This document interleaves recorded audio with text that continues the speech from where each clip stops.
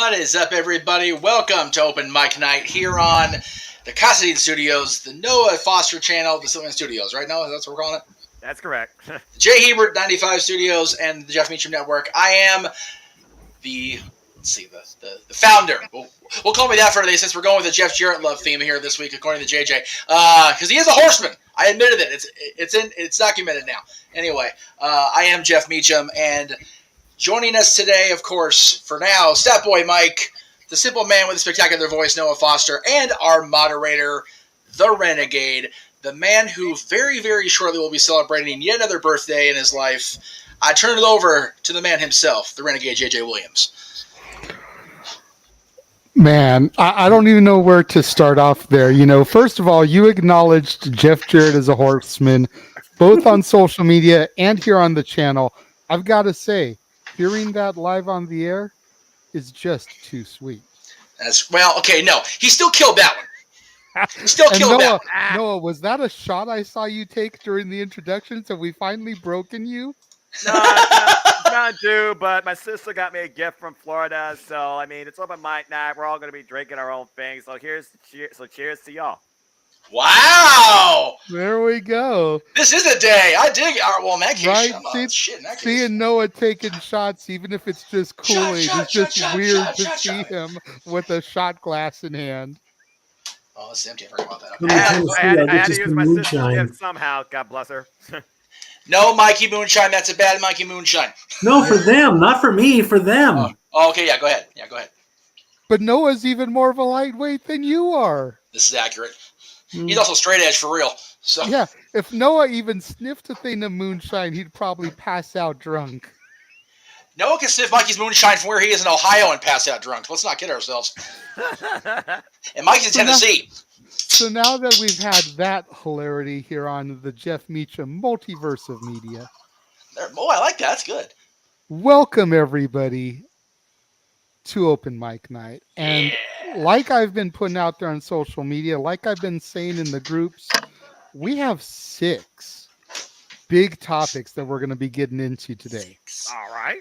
Now, some of them kind of intertangle and, weave together in storytelling, which is something that Jeff and I both like to do, especially on the dad's shows. Yes, quite so.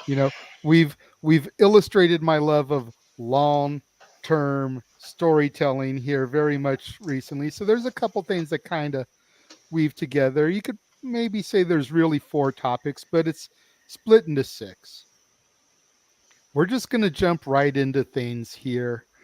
For starters, before we get to the first one, let me just say welcome to Stat Boy for joining us tonight. Thank you, sir. Noah, as always, it's great to see you. And Jeff, thank you for allowing me to run the table here, as it were. Iceless whiskey and club soda. It's going to be a long show, kids. Here we go. And I got my Shasta Cherry right here, so Shasta Cherry. He is going for the Aaron Kiss butt tonight. He's drinking the Shasta. All I need now is some chicken wings and some freaking TNA pay-per-views, and he is set. No chicken wings. We actually had taquitos and nachos tonight. Same difference. I had chili dogs. Horrible for you snack food. It's okay. It's all good. Hey. So the first thing we're going to talk about, I know a lot of people are going to enjoy this topic. Yes. But there's definitely a conundrum within it. And that's the fact that Triple H wants to get rid of the 24/7 championship. Jeff did everything. We actually prepped the graphics, so go ahead and start talking about it. Of course you did. You had to have some kind of... I had everybody here on time today. Noah, go ahead. Noah, go ahead and give it to us. Bots! So Triple H wants to get rid of the 24/7 championship. And, much to everybody's joy, like, this belt is useless. and useless is putting it nicely. Yeah, I'd say so. I think they've actually gotten more use out of the women's tag team titles in the past few months than they have out of the 24/7 title. And the women's tag titles ain't been nowhere to be seen since the walkout. That's saying some stuff.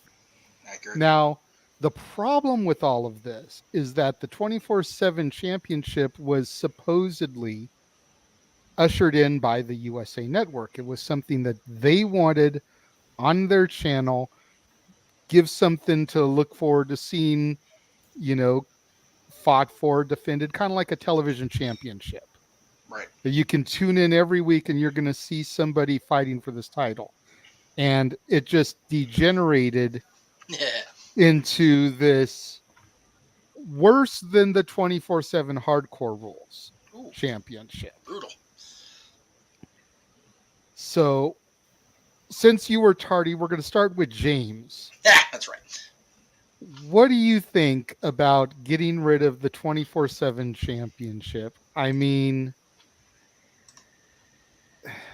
you've got the fact that it's a shit title doing shit things with shit people. There's the word. But at the same time, you've got the corporation behind it. You've got USA who wants this title. How do you handle this? And does it make you look bad as a company getting rid of something that your cable network asked for? At this point, there's so much damage that's been done with it. Kill it with fire.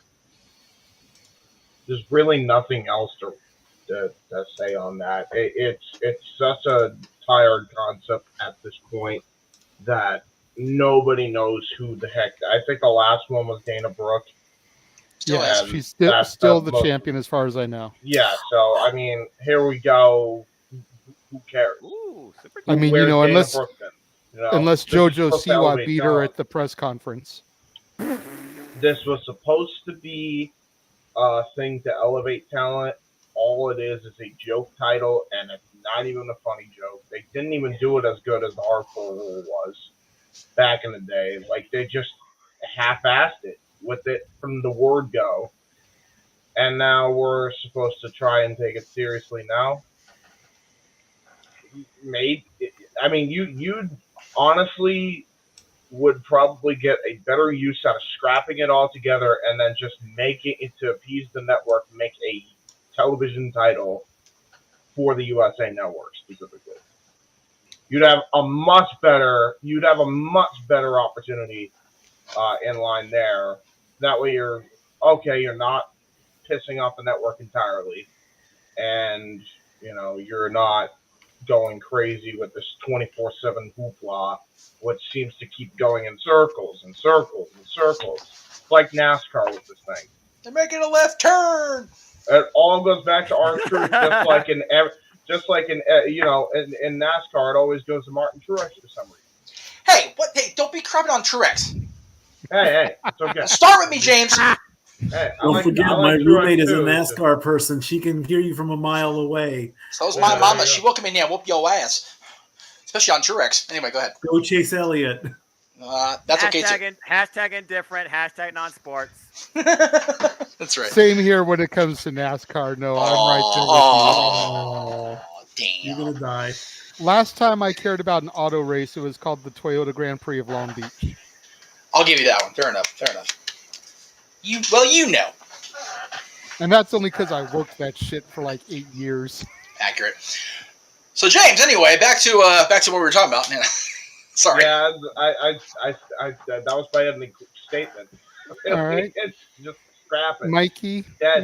what are your thoughts on the situation? I'm all for getting rid of it because it's lost its fun. It's not fun anymore. It's not funny anymore. Very rarely did you ever get a match, a proper match, and I'm talking, you're in the ring the bell, and not have the people on the roster that are so far down that is their current storyline. We're talking all the way from Reggie to Akira Tozawa to Dana Brooke to all these people. I'm all for a USA TV title type scenario. Of course, that might cause confusion with the United States title. I mean, that could be a thing because you've got the US title and the USA title. That could be a problem.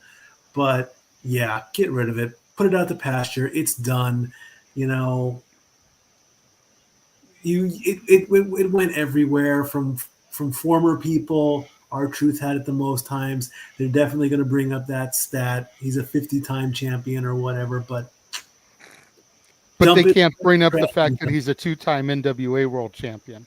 Yeah, But exactly. let's put some stank on that 50-time 24/7 title. Exactly. Get rid of it. Goodbye. You are the weakest title. Goodbye. Noah, your thoughts, and let me throw this in at it with when you wax on this. Much like they did when they retired the hardcore title and presented that to Foley, do you retire this belt and give it to R-Truth in a shadow box? Or do you just throw it into the river along with the Intercontinental Championship and the Smoke and Skull belt? As far as I'm concerned, instead of hearing taps, I should be hearing Cool Against Celebration. What a glorious thing to hear about, because I'm the guy that hears this all of a sudden, because as y'all know, I don't read dirt sheets or follow social media, so thank you for bringing this up.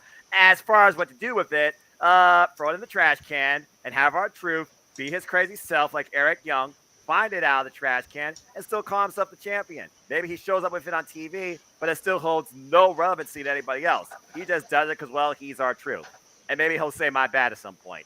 That being said, I do think a network championship is a good idea in place of this, because right now, Raw needs something to stand out on its own and for somebody on that roster to stand above the rest. They have no marquee title. They have no top-tier star. If USA wants to do something that draws closer to their network, a television championship makes more sense to me. And you don't have to call it the USA title. You can call it the network title. If you're representing USA Network, it could be for promotional purposes. They make cameo or guest appearances maybe on other shows. For me, the 24/7 championship has been an absolute pointless blur, as if I was trying to channel surf randomly scroll through social media for something that could be actually engaging or just draw your attention for longer than 5 seconds.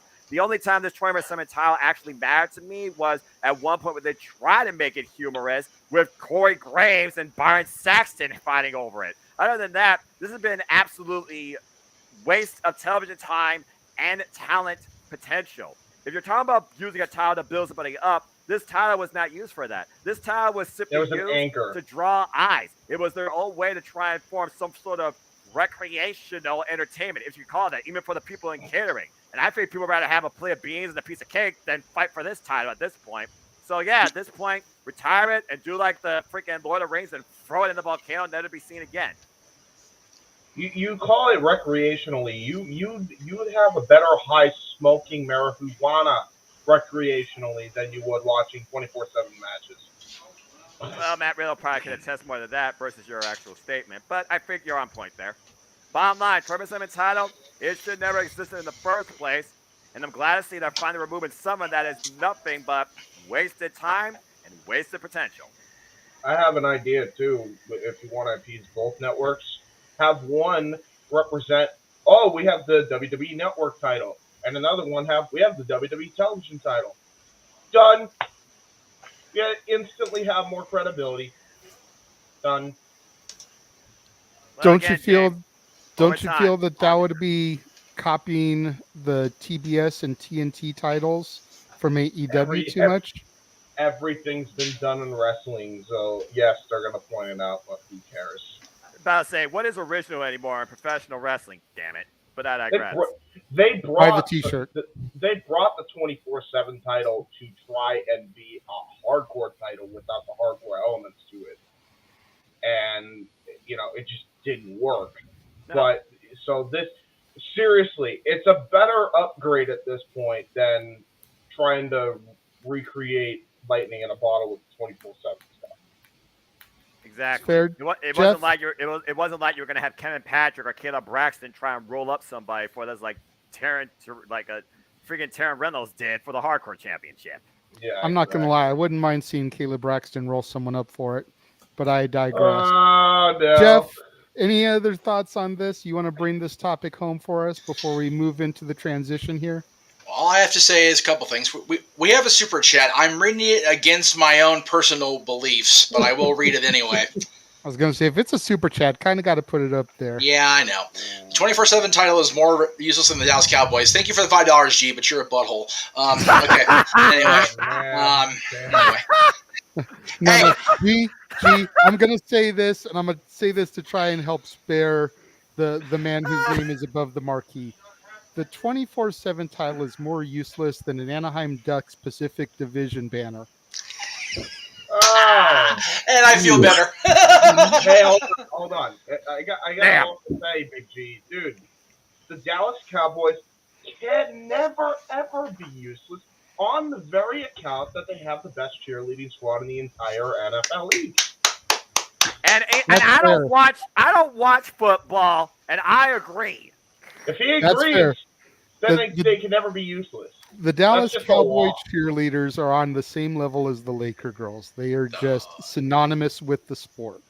Mm-hmm. That's true. And when the Dallas Cowboys cheerleaders can be at true WrestleManias, including bringing out The Rock, yeah, they're not useless. All right, where were we here? Okay, and Josh, of course, can't go one show, and he's yelling for some reason in all his text. But we'll go ahead and say Why it do here. you always yell? Why are you screaming, Josh? Why are you yelling? Seriously, there's a guy in one of the wrestling groups that I'm in on Facebook, and he's always posting in all caps, and I call him out on it every time. And it's like, I can't even read your message because you're shouting.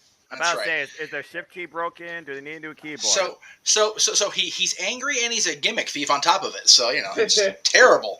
His shift keys jammed. Typical Cleveland Browns fan, just because his team isn't going to do shit all this year. It's okay. Hey, gloves are off. He's going to come in and attack. G's attacking my Cowboys, and he's co-signing. It's more useless than the Steelers' current QB. Well, that's also accurate. Okay. That's also accurate. I'm so glad I focus on is professional wrestling. I'm so glad the Cowboys are losing, having a shutout against the Broncos in preseason, because it matters. Anyway, I wouldn't know. I know you would. That's okay. Hey, and you know what? It matters to me a week from tonight because I get to go see my Cowboys at SoFi Stadium, pretty much from my view at WrestleMania. So I'm happy about that part. Now, as far as this topic goes, Noah, let's not totally shit on the fact of R-Truth digging out of the trash can. Hacksaw Jim Duggan made a Hall of Fame entry out of that. Fair point. He was a WWE Hall of Fame inductee, and he didn't do a damn thing except win the U.S. title in a botch match against Sonny Steve Austin and literally drag the TV title out of a trash can. And Duggan's a Hall of Famer. So if Truth can get a Hall of Fame induction for it, I am co-signing on that shit. At this point, I will say this. R-Truth deserves to be in the Hall of Fame. Hell yes, he does. Much more than a lot of people that are currently in it now. Yes. And yes, Richard, this is whiskey. This is just Jim Beam vanilla with a little bit of club soda to not make me too drunk in the first hour of the show. But it's not going to work anyway. We're not even in the first 30 minutes of this show. Right. So I'm not drinking anything, by the way. The actual topic, yeah, it had such a cool build. Foley came out there, did the big reveal, did the big, hold the belt over his head, kind of like he did for the Red Belt Universal, and that went over like a fart in church too, Mick, but that's okay. And then the initial title win was literally a scramble. Not a championship scramble like we saw at Unforgiven. That was a pretty cool match. A literal scramble that was won by Titus O'Neil, excuse me. That's not a botch. That's accurate. Exactly. 100% without question. Without question. Ha ha ha! Don't buy his shirts, though. Buy my shit. Anyway. Not going to give him too much quarter. He is a horseman, but that's great. Good for him. So, All right. Anyway. Useless title. But Noah did bring up the fact that Raw doesn't have an identity with the championship, which transitions to the next title. The next topic. Like I said, there's a few topics that can kind of weave together. We talk about how the USA Network requested the 24/7 title. Well, the USA Network is also requesting an interim championship for Raw due to the fact that Roman is never there to defend it. Hell, he's barely on SmackDown. Right. So should they go and give an interim championship for Raw, or under the new regime that's going down, is this everything they need to take a strap off of him at Clash at the Castle? Better strap off than strap on, I guess. But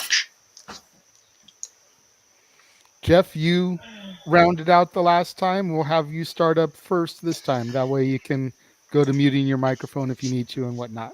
Much appreciated. Yeah, and again, this is originally from our buddies at Fightful, which, our boy Sean Ross Sapp and everybody throwing this out there to the world.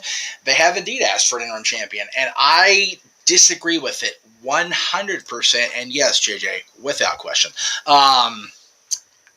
I think they should have Drew win the title at Clash and have either him move to Raw or Roman move to Raw. And I know that's not going to make Fox happy, but it seems that other than the $2 billion that Fox threw at WWE for whatever reason 3 years ago, USA is still their flagship. You figure they're on Peacock, and they have the partnership with NBC or Comcast, whatever the hell the parent company's name is this week, for the majority of their television shows. So I would be appeasing the Comcast, NBC, Universal folks every chance I got. That's just what I would be doing if I was in charge of the company. And with the McMahon-Helmsley regime in charge at this point, you gotta start appeasing everybody because they're all freaking out because Vince is gone. He's out of power. He's lost his voting power, whatever you want to call it. He's done. So they need to start reconnecting relationships in a hurry. And one of those ways is to get the world champion on their show. And right now, love him, hate him, indifferent, Roman Reigns is the guy.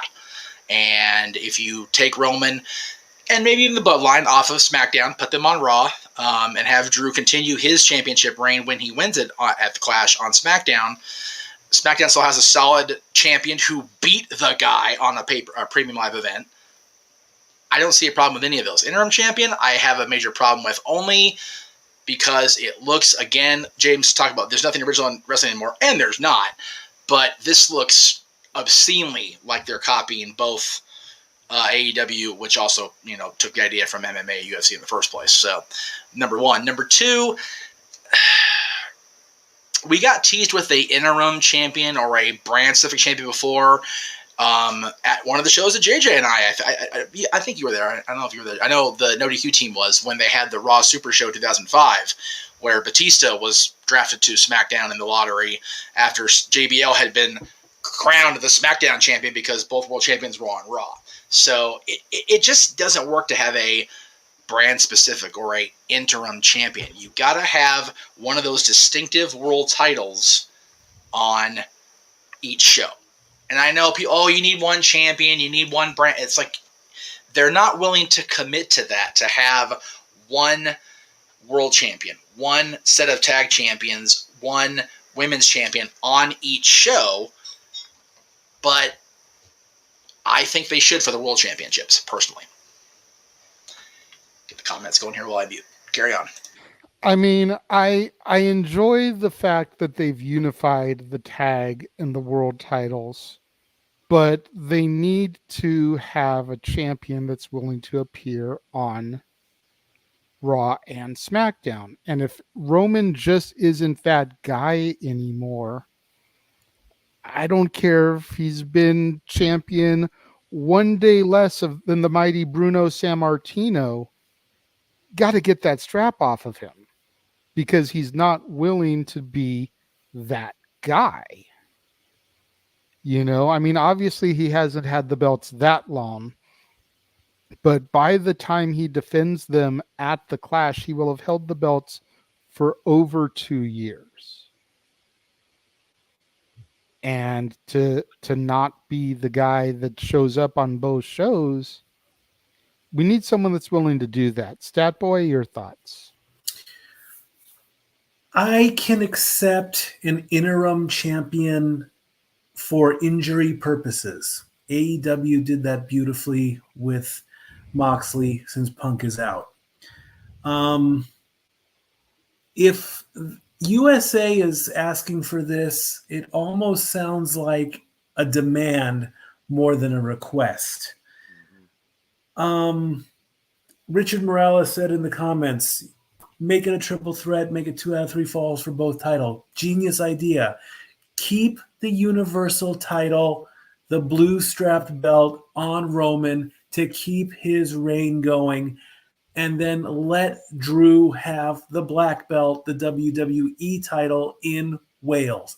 The third guy, you're just there to protect Roman, I guess. Like I say, if Roman wants to take time off to be with his family, that is a respectable request. Hey, I need some time off. I need a break. okay, fine, give us the belts. If he is truly injured or truly sick and he can't fulfill his contract or his Obligations. thank you obligations, and they still want to keep both belts on them, then bring in the interim title. Now, with the other belts, that might not. The interim intercontinental title, the interim that would make that would be a bit too much. So for injury or sickness purposes, yes, but as a request, But don't you feel, Stat Boy, and then James, I'll go to you after. Don't you feel though that if they were going to pull the trigger on an interim title, they needed to do it back at Backlash?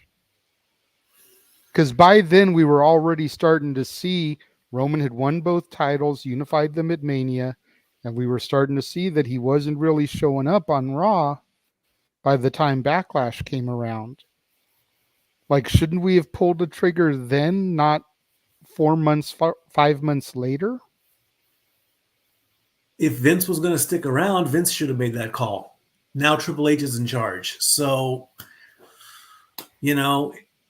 that's more. I think that's more of a Vince problem. Triple H So would probably another Vince blunder. yeah. James, you get to rag on Vince a little bit. Well, I mean, I'm not. What is there left to say? I mean, we know he decided, I want him to hold the belt for so long and have a historic title reign. Yet he fired a bunch of contenders that could fight him, and now Triple H is busy fixing his mess. So that's number And one. doing a damn good job. Doing a very good job. Very good job. Real quick. Round of applause for Paul Levesque. Round of applause, real quick. Okay. Let me. Yeah. It's exactly what Josh said, really. And the reason I agree with Josh on this is patience is a virtue. Haha, fun. Right? You got I understand what you did there. Yeah, there you go. You got to wait for him to bring in the contenders to fight Roman Reigns, I think. And you have to put them on both shows, both brands, etc. Right? I think that's what is going to go down, number one. Number two, Vince had this really dumb thing that he always did, and he's been known for this, especially in later years, to do it, to just make everybody fight each other for his own amusement, and that includes networks. There is no stranger about this. Shane Wells is more than confirmed that this is what happened. And in reality, it just left both networks not freaking happy with the company when Vince was under the helm. So there's that. I think with Triple H, I think he realizes that there is no reason why you can't alternate. If you have to do it every month, that's the best way at this point. Have them show up on Raw for a month, along with the Usos, or maybe you could go flip flop it, right? Roman goes on Raw for a month, Usos defend the belt on SmackDown for a month, and then vice versa, and then go from there. If there's a big four, they both show up on both shows, stuff like that. I think I think a lot of people are like, well, the brand split's dead. Here's why you need a brand split. The benefit of doing a brand exclusive pay-per-view could be big time, right? Because if you do a brand exclusive event, there's a couple of, here's kind of an idea that I would do and that I would pitch if I was in the creative meeting. Instead of just having all these premium events on Peacock, why not have some of those big shows on Fox, right? Like a Fox exclusive event, Then Roman can have his championship defended on a Fox exclusive event, and then the next month a Peacock exclusive event, then back and forth, back and forth like a pendulum, with the exception of the big four because you're building to the big four anyway. Stuff like that, or I think would be way, way better use of television time. I know some people really liked when the champion back in like 2002 would show up on both shows and it had two different feuds going on. I know some people like that, but I wasn't necessarily the biggest fan of that because number one, it was really hard to follow week to week, and number two, they hot potato the belt more so than freaking AEW did with the TNT belt at that point. That was a bad time for the title in that regard. You had big star power hold the belt during that time, but ultimately, it's big stars trading it back and forth, and the title is meaningless. Which is why they had to put it on SmackDown and then just settle for two world champions and make it disputed again. You don't have to do it this way. You can take your time. We've learned from that. Just alternate every month and do a storyline on Raw and then do a storyline on SmackDown and then vice versa. I think that's the real simple solution. Number one, get the talent back that Vince decided to let go like a dope.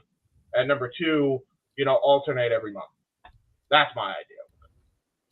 Well, speaking of the talent that Vince decided to let go, Colin, welcome to the show. But to Noah, I've been hearing and reading reports that Drew is being pulled from live events because of back issues. Do we go ahead and add Killer Cross to the Clash main event to make it a triple threat so that Roman doesn't look weak in defeat? It's one of those things now where at this point I feel like Triple Threat's becoming the failsafe to protect the champion, protect your future challenger that you're going to revisit in a one-on-one rematch. I've seen this done too many times now for world championships, women's championships, you name it. They need to try and come up with some different method. But it's almost like right now you're trying to call an audible because, again, someone's getting injured. It's also that dynamic of if Karrion Kross is heel and Roman Reigns is heel, who do you really hope to go for here? How does Paul Heyman put a loophole where only one strap is being defended? At this point, if I'm ever going to hope that the WWE Championship and the Universal Championship are going to be split, you might as well just dedicate Survivor Series to Roman Reigns, not a Survival, and have him compete twice in the same night. Because at this point, I don't see how they can actually get one of these titles off of Roman Reigns and make it sound legitimate and bring somebody forward for one show while keeping Roman strong for his show. And his show is SmackDown. Just put it out there. It's SmackDown. It's as simple as that. As far as what James is saying, as far as SmackDown exclusive type, shows where you have maybe these semi-defenses, it almost kind of sounds like you want to bow the belts impromptu, but more so like a SmackDown subgrade type show that focuses more on building the championships and maybe building to a bigger match at the actual pay-per-view. It's one of those things where I'm not sure if that approach could even work necessarily, James, because at the end of the day, when I thought WWE was doing better storytelling was when they did every other month dedicated big shows to the actual brand and titles themselves. The problem with WWE right now is they have pigeonholed literally their championships. And right now, nobody is satisfied at this point. Not the networks, not the roster, nobody, period. And at this point, WWE is not owned by Triple H or the McMahons. It's owned by the networks. And the networks are already probably ready to buy them out of their contract and build somebody up. That's how ridiculous WWE has gotten. So while WWE is trying to fix these situations instead of carrying on with them, Triple H is not a miracle worker. And this is not going to happen overnight. This is not going to happen through one man's purpose. Again, at this point, the number one mistake was putting the WWE Championship and the Universal Championship on the same person and not having them show up on both Raw and SmackDown to build a dedicated challenger for both of these titles for your premium live event.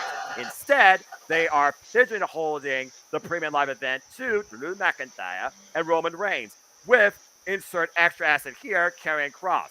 But if Drew McIntyre is not going to be involved in the contest, well, that just throws the whole plan out the window now, doesn't it? And with the fact that, again, Survivor Series is until November. And the only other realistic way I could see them taking the titles off from Reigns is if he survives 2 matches in one night. I really don't see how WWE can dig themselves out of this hole before that. And truth at this point, That might be Triple H's best bet. So if Drew McIntyre is out, then I see them simply doing a Karrion Kross versus Roman Reigns promo, but not necessarily a match at Clash of the Castle. They'll have to do something else in its place. Maybe make the freaking Intercontinental Championship the main focus now that Walter literally looks like legit with that towel. I'll give SmackDown credit. That was a tremendous match. I watched it. So, again, at this point, build a plan for Survivor Series to redefine both these championships on dual individuals, not a single person. The problem with that, though, is that's 3 months away. And I agree with you that the triple threat has become kind of a crutch and everything. But Roman has literally defeated everybody that's been put in his way. So you almost have to create a triple threat so that Cross can pin Drew, Drew can pin Cross, whatever, and get the belts off of Roman without him getting beat. Because he's ran through the entire locker room. I mean, hell, he's even beaten Brock Lesnar and Goldberg. Yep. Like, unless they bring back somebody like the Big Show or the Great Khali or Mark Henry, and that's going to boost ratings. That's going to put some asses in seats. I know. Just because Jeff put him over earlier today, let's give Jeff Jarrett a title shot because we all know he never drew a dime. Who is JJ Williams on his future endeavors on the Jeff Meacham Network? Is JJ sober? I'm just going to ask that. Oh yeah. I don't know how that bottle of Shasta is. I don't know. Well, it might have fermented on his ass. I understand that also it's 3 months. But how often does Roman Reigns actually appear on the shows, JJ? Once every 3 weeks, if that? That's the thing. It's like at the very least, they should be able to film a bunch of backstage segments with him when he comes in once a month and just throw those in every week. They aren't even able to do that. Right now, the Usos are just playing, the right and left tiki totem pole for the tribal chief at this point. and making great television with Sammy. But at the end of the day, it's not Roman. Colin, again, welcome to Open Mic Night. What are your thoughts on Raw and USA wanting an interim champion due to Roman's lack of appearances? Well, not for nothing, Colin. We need to get that shirt that Colin's wearing on the new site because that's old school Jeff Meacham Network. I love that shit. That's tremendous. And Colin, great to see you. And as far as the interim thing, which I didn't even bring up, absolutely not. New Japan Pro Wrestling AEW, when they did, it made sense. This would be a desperate plea to try and draw a rating from Monday Night Raw that it still needs. Yep. Go ahead, Colin. Well, I don't think there needs to be an interim champion. one of my new hires at work. I hired him like 2 months ago. Love the guy, Marcus. He's a wrestling freak too. So it's been nice being able to talk to somebody about it at work. Right. But it was right after SummerSlam. Or was it before? It was a little bit before, I think. We were talking, and I want to see Drew pin Roman in Wales because that's the closest to a hometown victory that dude's ever going to see. Oh, yeah. And absolutely. But this is what I want to see throughout the night. I'm sure we're going to get a tag team championship match if it's not already announced. Pretty much from Wednesday to Monday night, I am kind of really gone because I work 12 hours today. So God bless you, brother. I got shit to do. You know what I mean? So I don't really pay attention. I work. If there's a lot of people in the area I work at, my cell service is non-existent. So I don't get anything. Like, if you want to get a hold of me, you got to fucking call me. Right. Type deal. But passions. Text me and I'll get back with you. But anyways, what I want to see is Drew win. Get the pop. Maybe Broken Dreams plays. But throughout the night, I want to see if there's a tag title match. Even if there's not, like something happened with the Usos, like they're laid out or locked in somewhere, or this, that, and the other. And then Drew wins, and what do you hear? A-Town down. And Theory cashes in and ruins that moment. Yes. Even if it's for a night, it's off of Roman. Yep. You know what I mean? Like, it'll be more of a what the F just happened with McIntyre, then Roman just lost the belt. You know what I mean? So I would personally like to see that instead of an interim champion, because I hear interim and I'm just like, it's not a real thing. Yeah. You know, I mean, it's not a real, you know, it's like a manager that, a manager that can't literally do anything. You have no special codes. You can't order this. You can't do that. You have no title at all. But as of, like, I'm just going to touch on a few things that I've heard since I've been on. Yes, get rid of that 24/7 championship. Yes. Get rid of that. You know, the only person that I really truly liked with that belt was Drake Maverick. Because he did wonderful things with that belt. Truth, it's truth. Okay, you know. Yeah.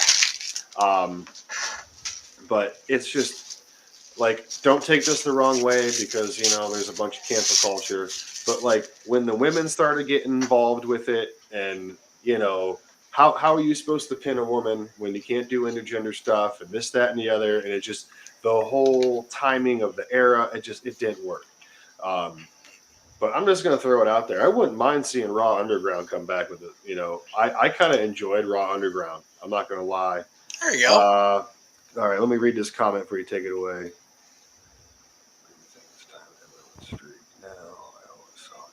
Roman Reigns a loss at Clash of the Castle. He could, yeah, but I'm saying, like, he could just lose the WWE Championship and he could hang on to that Universal Championship, and, you know, maybe, you know, Big Cousin Dwayne could be the one to relieve him of that, right? Because it's probably going to happen. I mean, I'm not a fortune teller or anything. If I was, I would not be sitting here. I'd be, you know what I mean? I'll put it as that. But,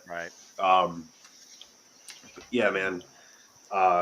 Like Noah said too, good to see the Intercontinental title.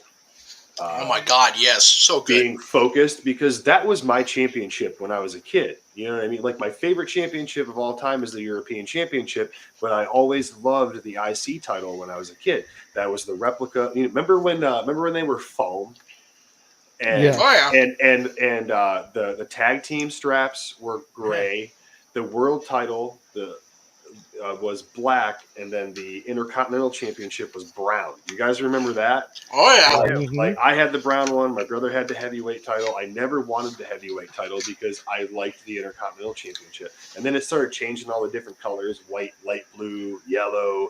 Like, I mean, the white though was classic though, Con. Yeah, that's it was. The only belt that could work with that. That's my next purchase belt wise, is I want to find the 95 version. If I could find the 85 version with the red WWF and get that in the white strap, I'd really love it. That's a custom thing. That's going to cost you bank, brother. That's a custom thing for sure. That and the classic WCW United States Championship. Such a beautiful championship. Although I will say, if you want inside track on it, I know our boy Conrad owns the Red Letter IC, and he's got enough belt contacts. We could probably get you a decent deal at the very least. Right on. Yeah, like. So, but Con, overall, I want to say this though regarding the whole Roman takes a loss, get the belts off of him. Do you think they could take a similar approach to Adam Cole and Keith Lee? Even though it was two titles, still it was the top and the mid, but Keith Lee willingly relinquished the mid-card title because he believed others this opportunity. Do you see Drew McIntyre, if he takes the undisputed Universal Championship, easier said than put on a freaking print, Kevin Dunn, off of Roman Reigns at Clash of the Castle, does Drew McIntyre really relinquish the WWE Championship, and that becomes a focus of mine at Raw in like a tournament, or does Adam Pearce just make it official and make a decision himself to relinquish Drew McIntyre of that title, because we can't have you holding both because according to the network, blah, blah, blah, blah, or some excuse he makes up?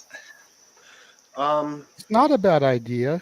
It's really not, but again, you know, like, I think that still makes the champion or management look weak. What I would do is have Paulie go, okay, look, I'm Paul Heyman. I say this is it. He beat him, but it was only for one championship. That way nobody looks because there's no, and again, Colin, if I'm wrong or stepping on you, forgive me, but they've painted Roman in such a way that regardless of what Pierce says or the challengers say or whatever, Roman and Paul are the ones stirring the drink, right? So if Roman gets beat, that's their out. Just like Hogan did, just like the Outsiders did when the Steiners beat them. Well, yeah, but it wasn't the real referee. Give us the belts back. It's like, okay, he pinned him straight in the middle of the ring. That's great. Good for him. You got your win in Wales, but you only won this title. Either way, There's only one person that can make that work, Noah, with your recommendation, and you have to wait for Cody. You can't do it with anybody else at that point. That's the only way that works. Not any one current storyline, because Karrion Kross is way too soon. Karrion Kross is way too soon to be even thrown in the title picture. Okay, so let's just eliminate that right out. I know he's a Hunter boy. I know he's back. I know he's got his hair. He's got his girl. He's got his entrance. Thank God he's got his hair. Jeez. But listen, he doesn't look like, a kinked out foot member clan anymore. But, listen. I understood that reference. Tremendous. He's way too soon. It doesn't make storyline realistically does not make sense. And I know WWE doesn't make a whole lot of fucking sense, but it's Hunter. Thank you. But it's Hunter. Don't put WWE and Logic in the same sentence. But it's Hunter, and he's trying, so I don't see him jumping that gun right away. I see mind games going for a bit, because we're going to have a McIntyre Cross feud before he gets the Roman. I'm just saying that we're going to have this is next. This is Cross and McIntyre is next. Roman, his next opponent, I really don't know. Again, he could drop the belt to McIntyre. I'm kind of hoping he does, and then Theory picks it up, and then somebody on Raw, who's on Raw right now that could logistically hold that championship? Seth freaking Rollins. Yes. And this is where you bring Rollins in. I know he's going to have this little thing with Riddle coming up and stuff, but this is where you can turn Rollins back into a more of a tweener role. Now, I'm not saying full-blown babyface, but again, he has that crowd in the palm of his hands, and Seth Rollins, it could be Monday Night Rollins. So I would like to see something like that happen. I was going to throw out another name out there, especially after what happened on Monday night, because now he's back to hunting for prizes. Kevin Owens. Kevin Owens too. Yes. Speaking of Kevin. AJ's going against Bobby Lashley for the United States Championship. So it doesn't mean he can't challenge him later. Again, I'm just saying maybe, remember that awesome run with the U.S. title that AJ had? We could get another one of those too, and you never know. Bobby Lashley could be bumped back up into that spot for a World Championship contender. Bobby had a great run, but really in the end, I want to see Bobby versus Walter. Yes. That needs to be Survivor Series. That needs to be the only champion versus champion match I need to see. I know I've said a few of them tonight, but that match will fuck. Like, that's all I'm gonna say. But rightfully so. So yeah. As far as what you said, Colin, Paul Heyman throws a loophole in the contract. Keeps the Universal strap on Roman, because JJ, to be specific, it's the Universal Championship that Roman's held for 2 years. He's only held the WWE Championship since WrestleMania. Right. That's how you keep Roman as Universal Champion, the longest modern reigning Universal Champion. But you get the WWE Championship back where it belongs, on somebody else on its own freaking show. I like that Colin brought up Rollins, and I'll tell you why. If Rollins is the guy that beats Theory, which again, I have no problem with any of that laying out at all. Theory walks out of Cardiff completely, makes the fans go, Jesus, last time you guys were here for a pay-per-view, the Bulldog got jobbed out. Now you're jobbing out Drew. You guys hate us. We do, but that's okay, you limey bastards.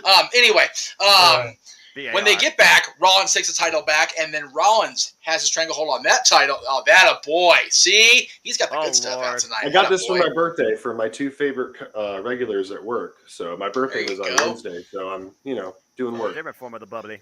I was going to say, I was trying to decide if I should send you money for a drink or send you money for an updated network shirt, but that shirt looks so good on you. I figured, fuck it, I'll buy you a drink. It's funny.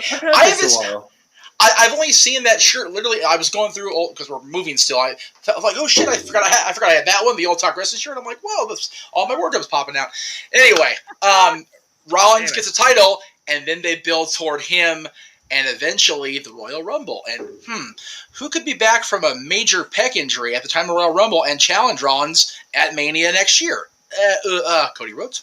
The American Nightmare, Cody Rhodes. Then you get that Rhodes Rollins rekindled, and then you get that big blow off of Mania for Cody. And then he brings back the Eagle Wing belt, and Yes! everyone's happy. And he fulfills what he wanted to do for his father and his for destiny. his family. That's and right. He literally closed the book on Seth freaking Rollins forever. 1 year in the making. Dun dun. Long-term storytelling. Yes, exactly. What was that?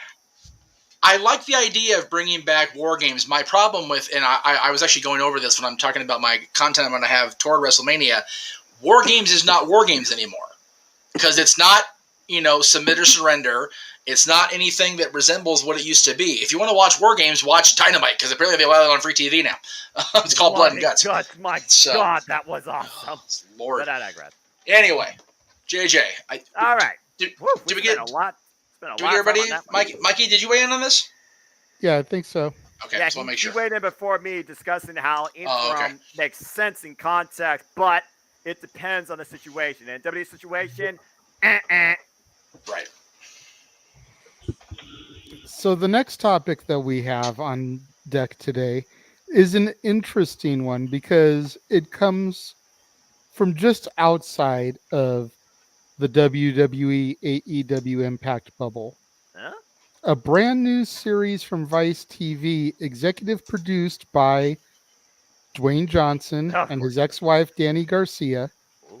Tales from the Territories. This is supposed to be all the stories about the old territory system. We are thrilled to announce our partnership with The Rock, Seven Bucks Productions, and Vice TV to bring you Tales from the Territories. Travel to the golden age of wrestling, exhilarating tales of triumph and perseverance told by the legends who lived them. Premiering the day before Stat Boy's birthday on Vice TV. There you go. So we all know Stat Boy will be watching it, but Noah, we're going to come to you first as another historian on the channel. Can't go to Jeff first. Went to him first last time. So I tried, but thank you. What do you think about this news? The Rock seems to be Hollywood's King Midas right now, and everything he touches turns to gold.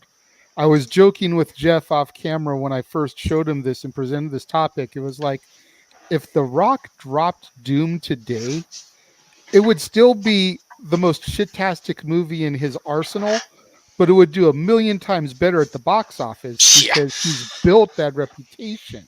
Yep. It tanked hardcore last time because he was still kind of building his name. He hadn't got the ball really rolling behind him.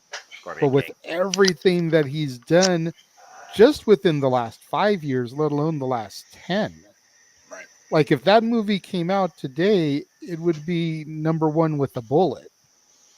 For that 1 week. Because it's still a shitty movie. You know what? That is what it is. But are you excited to see another hour, 2 hours, whatever it's going to be, of wrestling programming this focused on wrestling's history?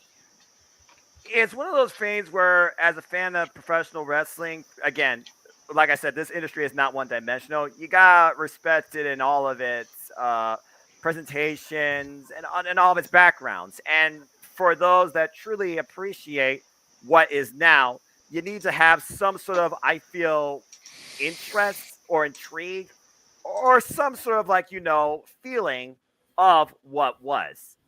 Again, I was born in 1992. All I knew from my early childhood, courtesy of my mother, was WWF because that's all we focused on was WWF, not WCW. That's why I'm so stupid on that company.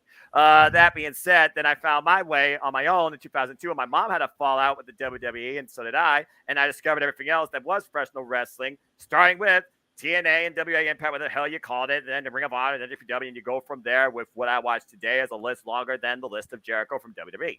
But that being said, I'm intrigued by this because I know at one point there were territories. I mean, good old JR worked for friggin' Mid-South Atlantic Wrestling at one point. He's been absolutely everywhere. With what Dark Side of the Ring showed me in just one show I watched, because there's already enough podcasts, documentaries, behind the scenes, backstage stuff, extras, etc., etc., etc., etc., to make a person go crazy if they watch that 24/7. This is a different take on a different time. So I would be rather engaged to at least take a look at this, because I was actually listening to one of my coworkers who was just randomly bringing up names like Ultimate Warrior, like Bruno Sammartino, like Bring of the Dragon Steamboat, and talking about the olden days back when he actually watched it to a degree and heard some of these names, and how these people came out and told how cutthroat it was. People literally wanted to destroy each other in and out of the ring and outside the venue. But from a territory standpoint, I always do wonder, okay, how much of that really is accurate when you actually hear from the person versus we actually hear maybe a perspective from another person may just heard something off of an interview per se. Right. So yeah, I think there's some interest I could definitely draw from this. Like, okay, how easy was it to get into the territory, let alone keep up with it? How far did you have to go? And I'm not just talking about travel miles wise either. Was the pay there? Did the end justify the means? Did your passion carry you more than your physical and mental mentality? I probably would check this out, to say the least. I mean, you figure you've got things like Jim Crockett Promotions, you've got the AWA, you got World Class, you've got ECW, which counts. You've got the West Coast stuff out here that used to run at the Olympic, with Chavo Guerrero and Judo Gene LaBelle, rest in peace, passed away this week. PWG, which you all still have right now to a degree, and that was its own standout. And I think it actually started over here on this side of the country. So, it's like you've got all these little things. CCW is what I'm thinking of. And it's going to be cool, I think, to go back in time, because if you get, the World Class DVD from WWE, you get their slant. You get the WCW DVD, you get their slant. The AWW, it's their slant. Right. You don't get all the stories about it. Colin, we'll go to you next. Do you follow the stuff that Vice puts out? What do you think about this new documentary series? Well, I have YouTube TV, so unfortunately, I don't get A&E. I don't get Vice. So I really haven't seen anything besides like YouTube clips. Yes, I have a few pirated or jailbroke, whatever you want to call Fire Sticks. You didn't have to say that on the air. It's whatever. I don't care. Yeah, point taken. It's all good. On my review of Last Action Hero, I talked about owning a black box back in the day, so Like, I really don't care. Like, I hardly use it anymore because I have Roku TVs and I don't have time to watch anything. I'm so far behind on many shows. So this would honestly be probably bottom of my list, just because I put my fiance through enough wrestling a week when I do watch it. So I'm not trying now we know where she stands. I'm not trying to be that husband to be. You know what I'm saying? Like, we get married 6 weeks from yesterday. And, 3 nights a week's enough. You know what I mean? Like, because I really don't watch SmackDown, because by the time I get home from work, it's over. I can listen to Aaron's recap. And if I want to go back and check anything out, I can fast forward through the show and be done with it in 15 minutes. The power of DVR, screw commercials. Yeah, it'd be cool for the historic part of it. And again, like JJ, you said, like, it's not like, oh, it's the one company's word. It's like, the frontline people that are like, nah, dude, like, fuck this place. Like, this happened, or, this part was real good, but you never hear about it. And, just real, the people that were actually there. Just because you own a business doesn't mean you run a business. I'll say this live on the air. I run a business for someone who owns a business who doesn't know how to run a business. So, That's just America's heart. Just put it out there. yeah, like, so yeah, if I had the channel, cool, I'd watch it, or try to check it out. Just like I want to see like most of those hidden treasures. I know I can buy them on Vudu. I'm just a cheap bastard, and I don't want to pay $13-14 for a few episodes. You know what I mean? Like, and what, I'm gonna watch them once and be like, oh, all right, what do I do with it? You know what I mean? Like, all right, I have this now. I don't want it. Like, I'm not gonna go back and rewatch it. Yeah, like what's worth an encore to you is the Yeah. better question, Yeah, exactly. Like, Wow. like I want to check out some of those, the hidden treasures, like, with AJ Francis, Frank. Good to see him back, by the way. Shout out Hit Row. Yeah, cool. I mean, if I see some clips on YouTube and something really, really like grabs my attention, I'll do what I can to find that episode. And if I do have to end up paying the $2.99 an episode, I'll pay the $3.08 after tax to watch that episode, I guess. I mean, I literally just work from home, and here's my computer right here. So if I'm not, doing anything or have a call, I'm just listening to freaking wrestling. It's just like my fiance. She works from home. She works downstairs. She's watched so many movies, this, that, and the other. My days off, I'm watching Turning Red and fucking Trolls and Frozen and all this stuff because I'm with the baby. That's it. The child rules your media. No, she rules my entire life. She's the best thing ever in the world, and I wouldn't change a fucking thing. But beautiful. That's all I watch. I know way too many songs that I thought I would never know, and ever. I'm sure me, Jeff, and Statboy. And I mean, if you look at me, I'm tattooed up all over, bearded.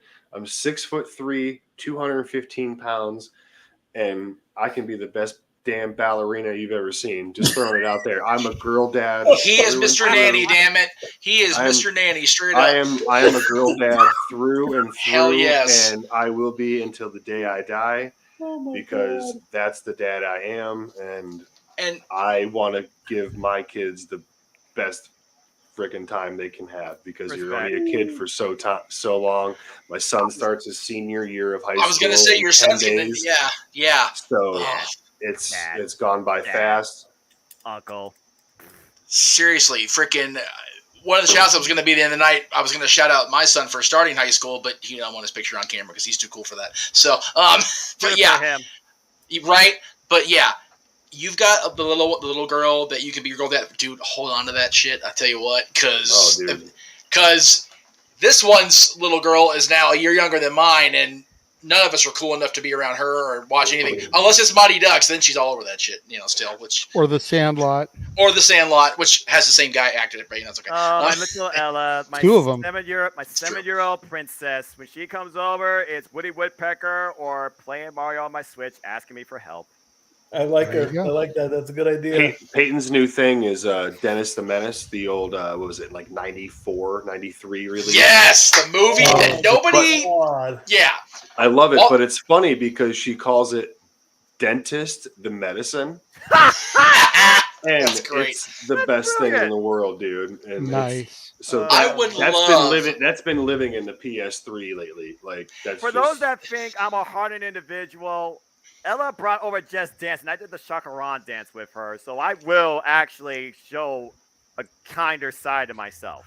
We need a video clip of that next time. What do you mean kinder? What do you mean kinder side, Noah? I was going to say, you're the nicest dude in the room. You're the kindest guy on set. You only see me on camera. Hello, I've done a lot of nice things in my life, too. We said what we said, Mikey. Hush your face. So bringing it back in. Oh, yeah, that's right. That's back into the topic at hand. We'll go to James next. I love it. Jesus. James over there sitting all bored. Like, why am I even here? Sorry, I don't. you got Colin with an empty house, a bottle, and I I have. was gonna say, and- everybody, and- yeah. Everybody's having a great time with kids. I had a great time with kids, but unfortunately, I'm having a flashback of them jumping off my sternum doing backflips in the pool. So that was the thing. Dude, I had That's that just a too. gymnastic, Like, you're it's just the good parts and the bad training on parts. something and- that's not a trampoline. Yeah, I'm a trampoline because of my I was gonna say, build a Rubber. trampoline right here, brother. That's it. No, there you this go. is what Jump happens post. when, And I'm just the guy that planks. This is what happens when Colin drinks, and I have my medical marijuana card now too. So I'm just throwing it out there. I'm not hitting a Oh my regular God. tobacco vape. I'm not hitting a regular tobacco vape. We have lost anytime. all control. And That's it. I ran out of Mountain Dew. I gotta get me another can. JJ, get the train back on the tracks. He tried a second ago. I just We're tried. good. Snowpiercer. Got We're good. Let's derailed get back again. on. No. You That mean is the Game of Thrones? worst thing ever. Ah, Game of Thrones on a train. Yay! Thank you, James. Oh my I need a god. drink. Way ahead of you. But I'm still James, straight edge. what are your thoughts about this upcoming series and Hollywood's King Midas being involved? That's what we were talking about. That's right. I forgot. Right.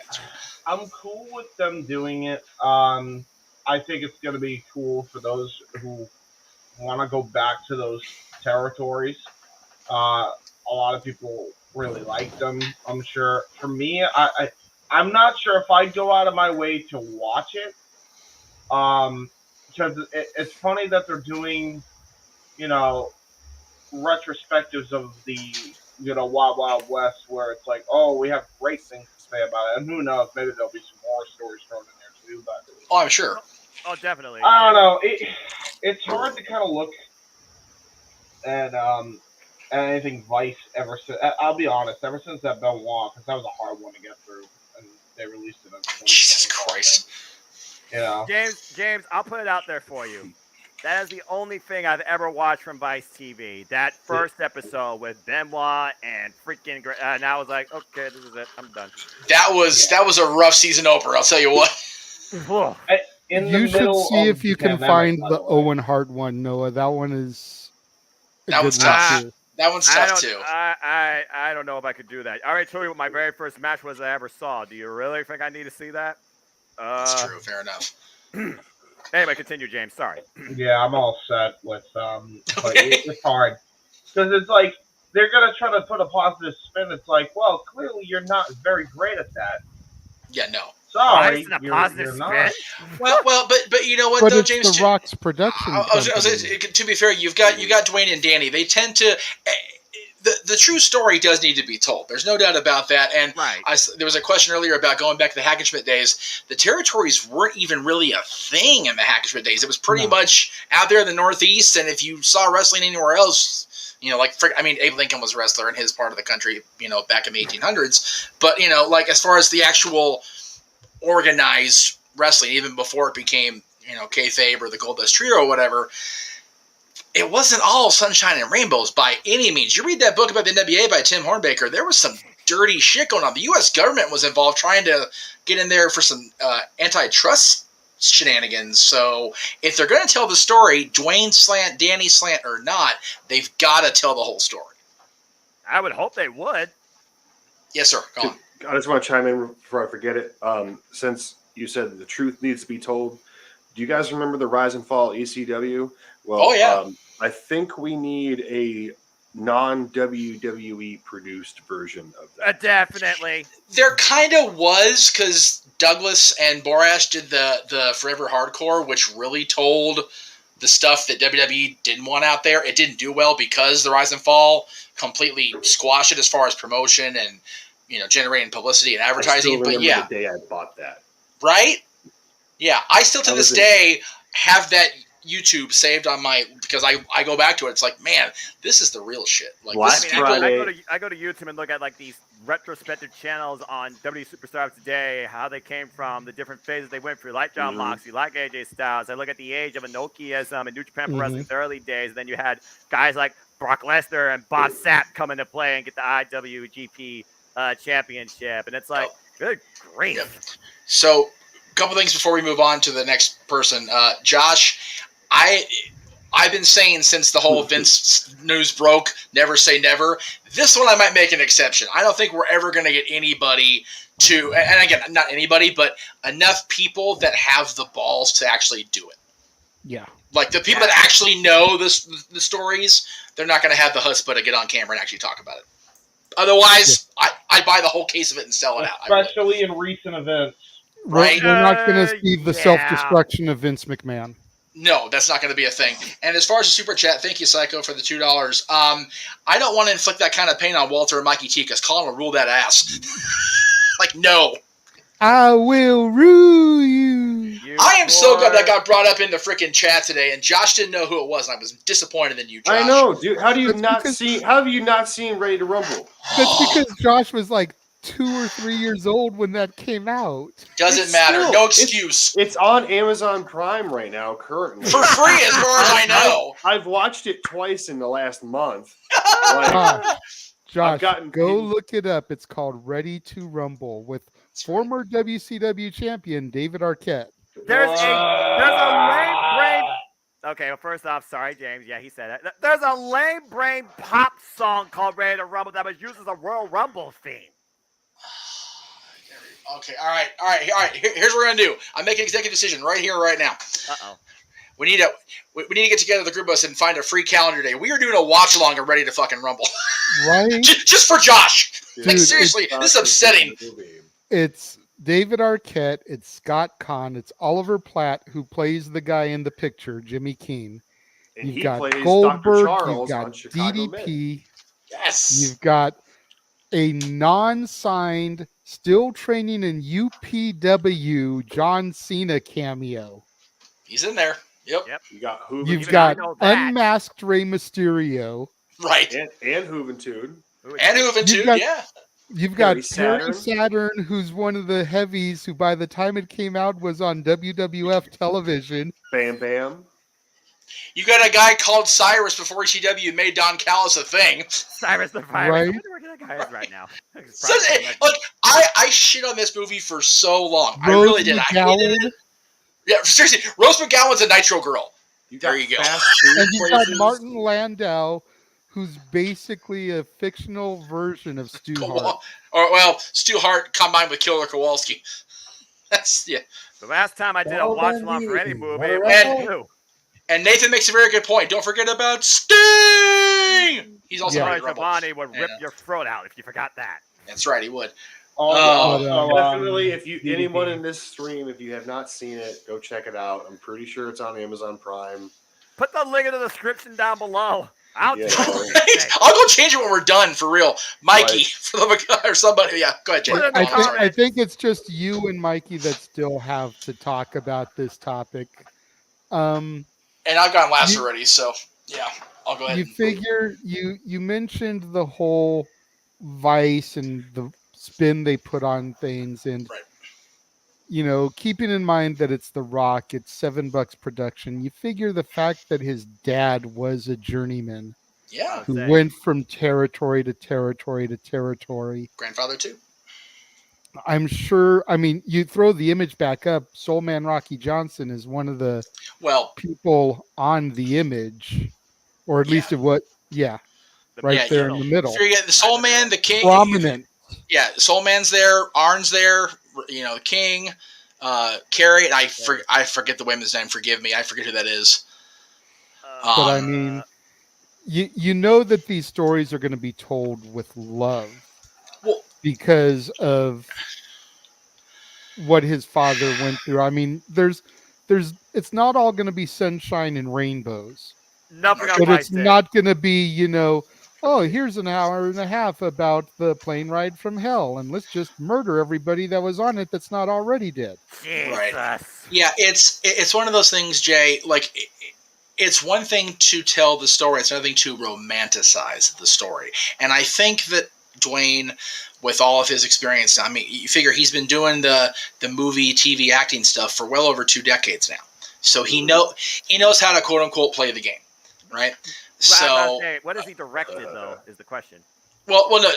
directed isn't the issue because it's his production company that's behind it. Much like Young Rock, which if you. By the way, another thing, if y'all haven't seen Young Rock, get on the Peacock and watch it. I have not watched a single episode of it. It is. I didn't give it a chance just because, like you, Colin, there's so much shit on my. There's a list over here that Aaron and JJ have given me of movies to watch. I'm gonna be watching movies till I'm 364 years old at this rate. But he's still trying to watch Gotham, which he's been trying to watch for the last 5 years. Dude, it's such a good series. Thank you, Colin. Okay. All right. But hang on. The first 2 seasons, are they not a mucker further to get through? Yes, it's slow, but it's worth it. Okay. I know. I got through the first season. I was over at his house. That was the last show. That was the last show that me, my fiance, and our son watched as a family. Okay, fair enough. Like that's noble. You know, it's been a while. And part of the reason I'm so far behind on TV too is because she works first shift. I work a combination of first and second, so we're never in the same room at the same time. TV you speak of? Right. Cable. But yeah, it's Gotham. a device that you use to watch professional wrestling. Damn it! But I digress. Hey, I only use streaming services to watch 2 TV shows a week. Well, 3 technically. Yeah, Psycho. I will agree. The Joker, the Joker character on Gotham is better than Jared Leto. But again, people shit on Jared Leto unnecessarily. We're going to get off into the weeds if we go down that rabbit hole. Yeah, so let's just not. I'm gonna have to hop off here in a few. Anyways, I got to eat and go to bed because I got to get back to work soon. No worries, Colin. But yeah, it's one of those you can tell the story, but you don't have to romanticize it. I think Dwayne, having that production company, having that experience behind him, he'll find the balance.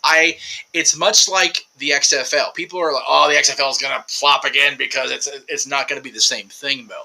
It's not Vince and his. It's not Vince and his romanticized, I can do whatever I want. I'm Vince McMahon, damn it. It's Dwayne. And, I mean, just the coaching staff and the people he's hired in the front office gives me hope about the XFL. It really does. Dwayne, who's played in the CFL. So, yeah, and Dwayne has tried to play in the NFL, had the failures, and he knows what the difference is. I think with this show, there will be a good balance. I can hope for that anyway. Again, like we talked about all week, you and I, Jay, Dwayne seems to be King Midas. There should be a movie about King Midas with Dwayne as a starring role, by the way. Just throwing that out there now. 5 years, give it. That's right, 5 years. King narcissist. Right. But I think that this will be a true showing whether a wrestling documentary series, not completely or at least, in the shadows produced by WWE, can have a both positive and negative light to it. We'll see how it goes. Exactly. I think that just leaves Step and Colin again, man. Home. We need to talk more, brother. Appreciate you. Always appreciate you, man. I'll tap out after this topic. We'll wrap it up with Mikey and. Yes, Josh, I will send you a link to tag in, brother. Just give me a second. Ohio, take over. God help me. We had one of those and it was dope. Stat Boy, bring us home on this topic. Bummed I missed that. Okay. I love a good story. It's a teaching tool, I believe. I have my favorite stories from be it WWE Storytime, Dark Side of the Ring, countless documentaries. 24/7? The 24/7, yes, absolutely. The earlier network days. So I think this will be a good thing. Are there stories out there that we still don't know about? Yes. Is there one we can think of? Is there one that we can think of off the top of our head that we want to hear about? If you've got one, throw one out that you know of I'll be like, oh, that happened, really? I mean, I'd love to see an episode about all the stuff that used to go down at the Olympic. Like, I've heard some stories from my dad, and I've read the book that came out from the ring announcer there. I forget the gentleman's name. Dick Vitale. But my dad had that book for so long, and I remember reading the book about everything, and then that inspired me to get Judo Gene LaBelle's autobiography and read it. But there's so many territories, I think, whose story hasn't been told, that it's going to be cool to open up Pandora's box, if you will, about some And that of I've these. never heard of, but I might have heard this name actually worked there or went through there Yeah. for all I know. Again, there's that sense of intrigue, if nothing else, despite how much we are literally exposed to anything going on or being known about or taught through the wrestling industry in some sort of way. So yeah, I'm all for it. Cool deal. All right. Moving on to the next one. So, Colin, thank you so much for joining us. Don't I be a appreciate stranger. it. Yeah, Yeah, I we know. I hope that just you guys can join us for another one down the road. Are we going to see you on Thursday for number 200 No DQ review, sir? there's a couple of variables in that. Right. I work, so I will be at work. If I can get cell service, Right. and so if anyone just wants to send me the link, I'll try to tap in, and if it's for 2 seconds, just to say, hey, yes, I'm gonna do my damnedest. Cool. Like, There you go. Respect. Cool, man. so Appreciate that, brother. It depends on how busy I am. I have a kitchen to run. So Oh yeah, definitely. But I'll say know. restaurant business is no joke. It's one thing for me to work in IT waiting for a call for somebody. I can't get into my email. It's another thing to take care of somebody's order or make sure the kitchen doesn't catch fire. No, I run a tight ship, dude. I'm kind of a dick. I'm not gonna lie. So that you gotta be. You have to Never be. would have thought that about you, Colin. Like Yeah. it's well, I mean, But you it's have just- to run the kitchen, dude. You have I- to. Exactly. I have a job to do, and Exactly. I'm gonna tell you. I'm gonna ask you nicely once, twice. The third time, Boom. I'm gonna fucking Yep. tell you. Yep. You know, Be assertive when you have to be. I've made servers quit. I've had people cry. Like I've broken plates. Like I've been in this industry for 20 years. I just turned 34 Wednesday. There you go. So you go. You're Chef Ramsay. I'll say, yeah.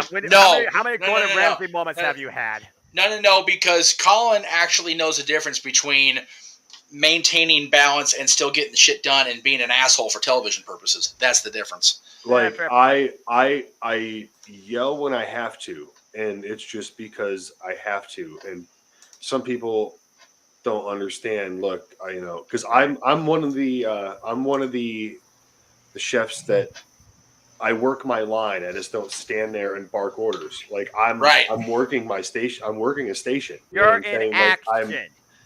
I hold multiple roles, and I'm busy, and I'll do what I can. And if I can't be there, I'll do my best to send a message. There you go. At least I got switched to this family plan. We linked all our stuff together. So Oh, Lord. You got caught in that bubble. I can't send like super chats because I don't have the activation code. And, I'm not going to be like, hey, can I have the activation code so I can send that dude money? You know what I mean? Like, I don't think she's going to like that very much. So like, $2 on this? Yeah, exactly. So, it is what it is. But again, thanks. I'll do my best to get back on. James, good seeing you. JJ, Noah, Mikey, Jeffrey, Joshua. Yes, Jeffrey and Joshua. Before you leave us real quick, Colin, JJ. tell people where they can follow you.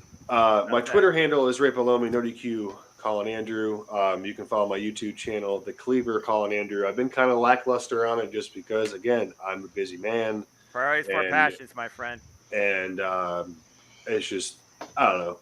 I honestly really haven't done much since my mom died in January. I just haven't found the motivation and stuff too on my off days. So, it is what it is. Maybe once, summer winds down and I finish building my theater in the basement, I can finally get back to that because I bought a big ass projector screen and a projector and shit. And I've been working mad overtime. So I'm just like, oh, well, And Amazon Prime Day is a real motherfucker. So, so Yeah. There's you a know. reason the picture's so clear today, brother. I'll say that. Yeah, Yeah, so no kidding. well, that and I'm upstairs. I'm upstairs tonight. Yeah. So the basement. I have different lighting. I have like different recessed Yes. lighting, and Yes. like Hey. backlighting over here, and There you go. right, There you go. stuff like that. So, but Exactly. anyways, you guys, I'll throw on the tube here. I'm going to eat and try to get to bed here within the next like 45 minutes, so I can wake up at 6. So, God bless you, man. Thanks for popping in, brother. We appreciate it. Appreciate you, Cheers. Colin. I'll see you Thanks. next time. yes, sirs. Take care, guys. You Have a too. good night, man. Take it easy, Yeah. Colin. And then there were 6, despite the All comment. right, Mansfield, you muckerfucker. All right. All right. The fact that Jeff gave you Denver a is seat, winning 17-0. Oh, shut up. It's Save it for preseason Tuesday. week 1. Eat me. Seriously. Save it for Tuesday, the Josh. fact that Jeff gave you a seat after ragging on his Cowboys earlier. It's like I said, it's preseason. You get me. Okay, now here's the thing. Open mic nights next Saturday. JJ, you are running that shit because I'm gonna be at the game. So There we go. now, James might need to take But- a description. doesn't mean I'm not going to hear what goes on. So if the Cowboys are shit on while I'm at a Cowboys game, there will be blood. I promise you. I'm gonna say this real quick before we finally get back into what this is about. and That's Just- about wrestling. Bring it. That's There right. we go. My brother from church, my other brother. I call him, his name's Savon Ross, nickname Ross the Boss. His favorite team, his family's favorite team, Dallas Cowboys. There you go. Same. God bless him. Yes, indeed. God bless him. So Josh, Steph, where did you welcome to go, the show. by the way, on that topic? He did, yes. He did. Okay. He did. So Nope. on to the next. Yes. No, on what- to the, yeah, everyone's gone on the Vice topic except for Josh. Did you want to give Josh a chance to talk about briefly what we've talked about? Just kind of give a little. No, I tagged in for the next topic. I didn't know okay. anything about that topic. Okay. Okay. Where the hell are we at So here? our next I have topic no up is Oh, an yeah. interesting one because while we know that we need some tournaments to crown these new champions, have they created some blunders in their brackets to kind of hinder the new tag titles, and specifically the women's tag team bracket? If Jeff, The answer you is can yes. throw that up there. I'm working on it, brother. Just give me time. Stall, bro. Oh wait. Okay. Oh, okay. So hang on, really quickly. Who won the SmackDown tournament match last night? Shia Raquel and Aaliyah. Raquel and Yeah. Aaliyah. Okay, that's what I thought. Okay, go ahead, JJ. Continue. So you've got the Raw, the women's tag team tournament, and you've got one side is Raw, one side is SmackDown, obviously. But then you create matches that you really want to see in the finals for the semis. Yeah. You know, it's without question that we're going to end up with Io Sky and Dakota Kai versus Asuka and Alexa for the finals on Raw. Yep. Right. You know, that's a given. Absolutely. We've got Raquel and Aaliyah over on SmackDown, so we've got to have heels for them to go up against. Yup. So it's not going to be the NXT contingent. No. It's going to be Sonya and Natty. Yep. I'm trying. I really am. Yeah, I was going to say, you're killing me, Jeff. Like I'm like sorry. you didn't know. Okay, I was talking about the technology working, and then I jinxed my damn self. You're killing the Smalls. So we've got these brackets, and it's like, okay, why couldn't we have had a match from each brand in each side of the brackets? That way we could have at least ended with Io and Dakota versus Alexa and Asuka. Yeah, that's the other thing, is it's a bunch of random tag teams. The one legitimate tag team they could have put into this fucking tournament, God damn it. they gave a makeshift NXT team the spot instead of putting Toxic Fucking Attraction. I can't type that fast to change the count, Jay. Okay, go ahead. All right, go ahead. I haven't seen a count all night, Meacham. Don't give me that crap. Get the shit, Meacham. The fuck? Ding. Okay, I hate first you all. off, let me go ahead and diffuse the situation as I usually do, for I am the simple man and the voice of reason. But JJ, you like to segue stuff. You literally are segueing what we talked about a couple weeks ago, and literally, but you just you threw out one key word that really hit me right here: brands. Let's look at the WWE, shall we? As a whole, you have the SmackDown and the Raw side. That's the main front. Then you have not my NXT, and then you have NXT UK. I'm gonna stand on that till it freaking is in the grave. Damn it! But I digress. Buy And the then you shirt. have NXT UK, where I've already seen several women's tag teams. So you're telling me you couldn't do a single worthwhile 2 teams from Raw? We already know the 2 teams that are the most worthwhile. They're actual legitimate teams, and you literally just talked about the finals. You couldn't do 2 teams from SmackDown. Although now it seems like you literally found the 4 women that make sense to be teams, and Sonya Deville, Natalya, and Raquel Gonzalez, and Aaliyah, considering you give them most of the TV time. Sorry, Xia Li and Shotzi back to catering because, well, you're kind of lost in the shuffle. Yeah. You It's could have like, done I'm watching that you could match. have done NXT, not my NXT, but I will freaking stand by it. NXT, you could have did the Toxic Attraction and freaking use your new NXT Women Tag Team Champions, and Casey and Kaden highly deserved it. But you could have used that not only for this, but if Toxic Attraction did beat them, that could have literally qualified them to challenge for the tag titles again on whatever NXT experience that's ahead. And as far as NXT UK goes, you have the freaking, what's her name? Xia Brookside and Eliza Alexander. And you could freaking probably do some makeshift team out of, I'm looking at the women's roster, how deep it is. They probably could pull something together with freaking Blair Davenport and, what's her name? The roster's too deep. I'm trying to figure about it. Nina Samuels. Or no. Realistically, Michael Satomura and Saray. They could have did something like that. Here's how you bring attention to all products underneath your banner, damn it, and make me think that, okay, this tournament isn't so flat. Because who in the hell has a realistic chance to win this freaking thing besides Dakota Kai and Io Sky? Nobody. Freaking Nikita Lyons right now, she's stuck facing Lash Legend, and all they're doing is trying to twerk each other to death. And then you got Zoe Stark, who's trying to take the title from Mandy Rose at this point. And as long as Bruce Bridges, the freaking guy leading this NXT, not my NXT, Mandy Rose ain't driving that damn title. So this is absolute bogus, considering how they set up this bracket. And the only thing that matters at this point is Io Sky and Dakota Kai is going to win this thing. And the title still probably will not matter in the short run. But good luck, Triple H. Pointless. Yeah, I mean the only match that I really give a shit about is Io Sky, Dakota Kai, and Alexa and Asuka. Exactly. And that one could really go either way. I mean, I seriously doubt they're going to kill the momentum behind the returning duo managed by Bayley. But you've got Alexa and Asuka. It could really go either way there. Whereas you're going to end up with either Raquel and Aaliyah or Shayna, Botch.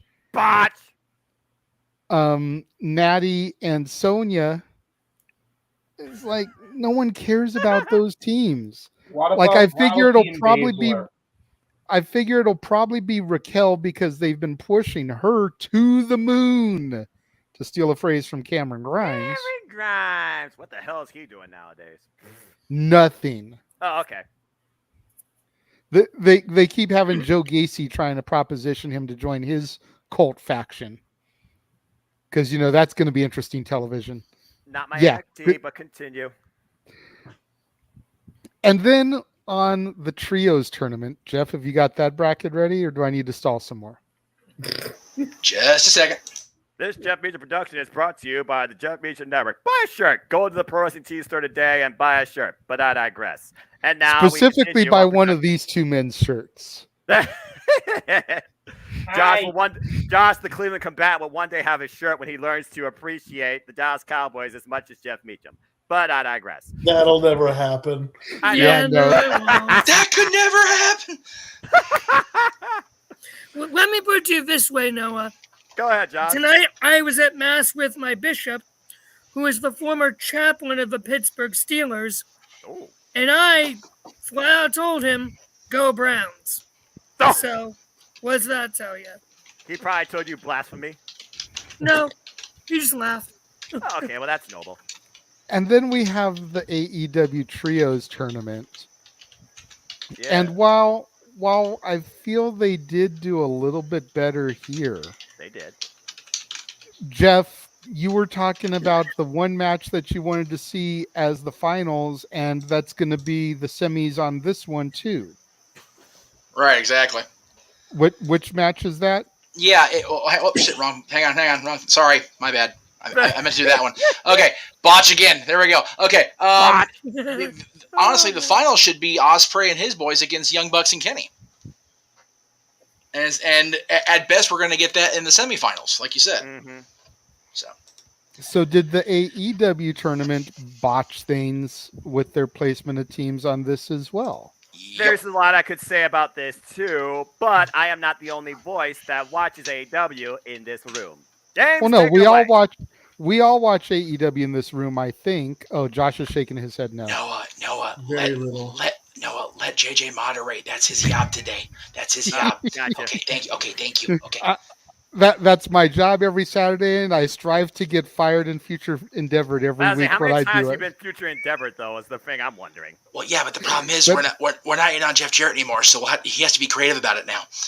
That needs to be the new count, is how many weeks I get future endeavored. Yeah, that's it. Okay, so Josh doesn't watch AEW, and I know Mikey tries when he can. I think the rest of us do watch it, though. I have actually found myself highly entertained from AEW. Hey. I still claim myself more of a WWE guy. I'm not one of these toxic fans that's like, it's WWE or nothing.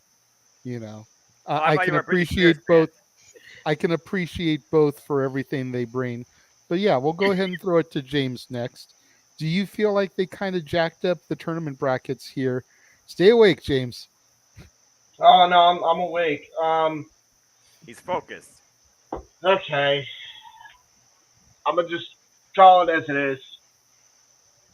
You had actually enough trios to do a 16 team tournament, and you didn't. You should have started this way earlier. You waited too long because you were holding out hope that Kenny would be freaking cleared. Which literally we got the word as soon as this week, because nothing else is going to make sense if Kenny doesn't freaking join the fight. Right. That's the only reason we're even getting the brackets we're getting now. And by the way, card subject to change, because I guarantee you that the Dark Order is going to be assaulted by the Undisputed Era. That's happening, and they're taking their spot. That's probably happening at this point. So that's going to be the freaking final, which is the end result that people are going to want to see anyway. If Ospreay and his guys are on the same side of the bracket as the Bucks and Kenny, then yeah, I want Adam and Red Dragon on the other side just to make sure we get something. But Agreed. you have so many other trios that you're not even utilizing. You had the Gun Club, you had the Factory, which have actually produced pretty damn good bangers, which nobody freaking talks about ever. I still remember the one they had on the Forbidden Door pre-show. You didn't put that there. You had there was a few other teams I'm forgetting off the top of my head, but the bottom line is you had teams. And if you didn't have teams, you worked with New Japan, and at one point you worked with Impact. You had enough teams to fill the 16-team bracket. Mm-hmm. This is like Dark Order and the House of Black, interesting. Okay. Los Ingobernables and the Elite, cool. Will Ospreay and Aussie Open, Death Triangle, really cool. I get to see that live in Cleveland. Let's freaking go. The issue is the force of the Trust Busters, when in reality this spot should have gone to the Factory or a New Japan team, another New Japan trio team, or Blackpool Combat Club, or CMFTR, which they were building on TV for a bit. Any of those teams that they were utilizing. To help, FTR and Wardlow. I was going to say, we saw that this week, yeah. Butcher and the Blade, and then Heligo has been putting in the work lately, too, on Dark Elevation. Yeah, and not to mention, all these these teams that you're building up that are actually on Dark that are actually getting noticed that people want to see. You had a huge opportunity here, and you kind of just. I get. Like what's the idea of the Trustbusters? They're jobbing to the best friend, right? At least if you put the factory in there, okay, cool. At least we'll get a decent match out of it. Makes sense. At least you have an established freaking team. The Trustbusters was literally formed at Death Before Dishonor not too long ago. Jesus. But yeah, Whoever that is, kill your sound while that's happening, please. Yeah, I already did that. Okay. But yeah, I don't even know. This was for me really botched in that department. I feel like if you got rid of the Trustbusters, the tournament could be a little bit better. But even then, it's like you could have done 16 teams and you didn't. And the problem is you waited too long because you were holding out hope that Omega would be healed. And the fact is, he's not. He wasn't until now. Mm-hmm. You waited too long, Tony. You should have just went with the Hangman and Young Bucks. I'm sorry. Like it comes down to I wanted to do Omega and the Young Bucks no matter what the freaking cost. Sometimes you just have to freaking roll with the punches, dude. Right. This is one of those situations where you waited way too damn long for this. Yeah. These titles needed to happen when you unveiled the North America, the All Atlantic Championship. Excuse me. You're fine. And is it just me, or does it not feel like they're doing this to try to capitalize on all the rehires that Triple H has been bringing back? Not really. Raymond, is this better? I mean, Punk came back on Dynamite this past week. Omega coming back for this tournament. Allegedly. So yeah, supposedly. Even if Omega isn't 100%, I was saying this to Jeff. Even if Omega is only, let's say, 75 or 80%, he can still stand on the ring apron with the Bucks, let them kill the majority of the match, come in, do a move or two, and get the victory. And you've still got that steam that Kenny Omega's back. And then even if they end up winning the titles, you can keep the same thing going for a little bit and just have the Bucks carry the momentum of the match. And then that could even lead to a storyline down the road once he's 100%. The Bucks saying that we had to carry you all this time. The problem here, JJ, is this tournament is not dedicated necessarily to establishing titles. It is to push forward or complete a single narrative. James put it perfectly. This tournament is being defined on one individual returning. If that wasn't the case, looking at this bracket, I could clearly see this going other ways, and I'm hopeful because I have found, and James, you can attest to this, AEW isn't always that one-dimensional. Here, I truly feel like they are. But if they can somehow recreate this to be Death Triangle versus House of Black in the finals, if Will Ospreay and Ozzy Open can face maybe Dark Order, and you pick up where you left off on NJPW Strong, where you had the fallout from the NJPW Strong Openweight Tag Team Tournament, where, spoiler alert, folks, Ozzy Open won. They are your first ever NJPW Strong Tag Team Champions. Congratulations to them. It's one of those things where I don't want this tournament to so much focus on pushing a narrative surrounding particularly one individual, but actually establishing what AEW I think truly can carry, and that is a six-man tag team division. Ring of Honor did that for years, and they aren't even involved in this at all. James talking about our teams. I'm surprised we don't have Ring of Honor influence here with the Embassy, for example. What the hell are they doing? The and Embassy, we still know the future of Ring of Honor. Yeah, and the Embassy trying to keep Ring of Honor separated from AEW. That's a wise move. But this tournament right now just feels like you're pushing a story. You're not pushing a new championship picture that could have a ton of realistic contenders. And no. I hope that that's not the end result. I personally want to see the Young Bucks and question mark get screwed by the Undisputed Elite, who may not be fully medically cleared to compete for all we know. and you actually do surprise us and crown somebody else as the actual champions. But it won't happen. Well, again, suspension of disbelief, James. Go along with me, brother. But again, realistically, if I'm going to pick a winner for this, I hope that it's either House of Black or Will Ospreay and Aussie Open. There, I said it. I mean, it's either that or you give it to Cole and Red Dragon, because like at least it makes sense. But even then, like the whole idea was the end result on either of those realistic options, because I'm still convinced that they're going to freaking interfere in the Dark Order match. The idea is we had to wait for Kenny. We had to wait for Kenny to be healthy. Unacceptable. Sorry. No, I've been against it.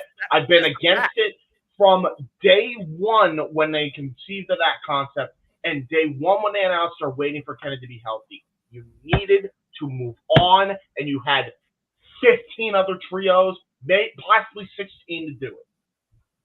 You waited too damn long. Jericho Appreciation Society, just saying. There's so many goddamn trios, and you're doing nothing.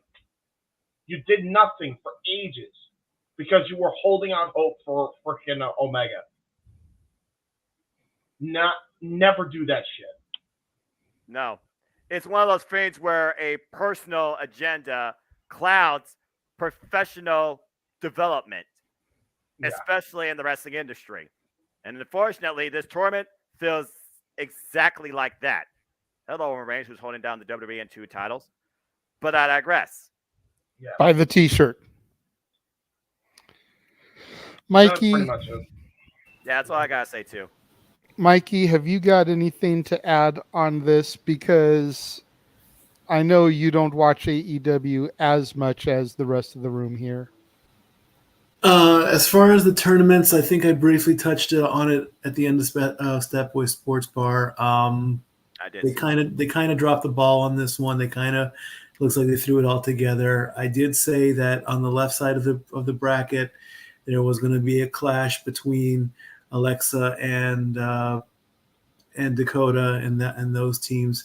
That should be the finals of this tournament, because on the right side of the tournament, yes, it's SmackDown, but there's just nobody there. If they why they didn't temporarily bring a team from Raw, like if they would have put the NXT team on the left side of the bracket and temporarily moved Alexa and Asuka over to the right side of the bracket, then they would have met up. Then whoever wins that match in the finals to become the title holders, then of course would possibly get confronted by Sasha and Naomi, and the story could continue. As far as the AEW tournament, like you guys said, I'm not part of it all, so I don't really have much to say about that. I still am not all sold on the concept of a trio tag team title. I think I said that a few months ago when that came up as well. When we were talking about too many titles, when you figure about AEW combining a Ring of Honor titles particularly, and they have the Triple A tag team titles, and then you figure about NJPW coming into play here too. But right now, at least it feels like they're separating Ring of Honor from AEW. So this sounds like it's going to be AEW only focus. But will Ospreay and Aussie Open United Empire involved in this? Okay, that's an interesting curveball. But yeah, James and I pretty much, I think, summed it up. There's at least 600 trios off the top of our head that can replace at least 3 of these trios in this tournament. And as far as the WWE tournament goes, if they're going to have a alleged draft, you might as well have a mixed bag of Raw and SmackDown on each side, or at least a little bit more focus on your NXT actual tag teams, as Josh figures out his technology. I'll even do you one better here as well for the women's side too. Like, where's Shayna Baszler, Ronda Rousey? You know, we already mentioned Toxic Attraction. Where are they? Where is, Trish Stratus and Lita was a recommended thing. I don't understand how you didn't bring those teams in. You have all the power in the world to try at this point, because I imagine Triple H isn't if the story makes sense, it's not like he hasn't done it before with third-party companies and bringing them into WWE. Hello, Kota Ibushi. We've seen you do that with them. Why not reunite the Kabuki Warriors? Well, yeah, there's Alexa Bliss and Nikki Cross, not ASH. Thank you. You know, stuff like that. You could have made Rhea Ripley and Shotzi Blackheart.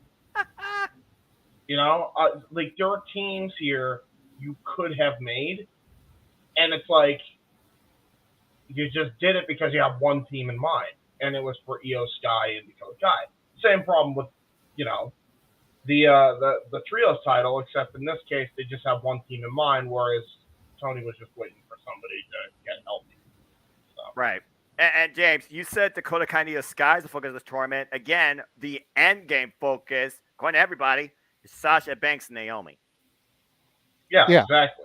Which makes because at the end of the day, once they win the tournament, you figure Sasha and Naomi are going to come out, you know, along across the ring from Sasha's old friend and partner Bailey. We're still the champs. We never lost these. Exactly. Yeah. It's funny you mentioned that. Yeah, because as we transition to our next topic. Well, hold on. What was I going to say? Didn't Jeff have something to say on that? I honestly no, because you guys said everything I wanted to say. They loaded the brackets wrong on the AW side. They've completely made the entirety of the women's thing on the WWE side seem like one big giant cluster. Hell with it, clusterfuck. It's terrible. So I don't. You guys said all I needed to say, to be honest with you. So I'm kind of good, and I just like to transition. Josh is there. I'm just trying to see if he's. There we go. We got him. Okay, Josh, go ahead, brother. My Wi-Fi decided to fuck the bed. So. Which is normal. The phrase is shit the bed, but I'll go ahead and add to the count again. Darn it, all the hell. This is why I only use direct LAN. Try your best, folks, to do the same thing. Yeah. Shameless plug. And quick thing before I give my spiel on this. Congratulations, Jeff. Your Cowboys scored. Josh, I'm going to... Mikey. Stop.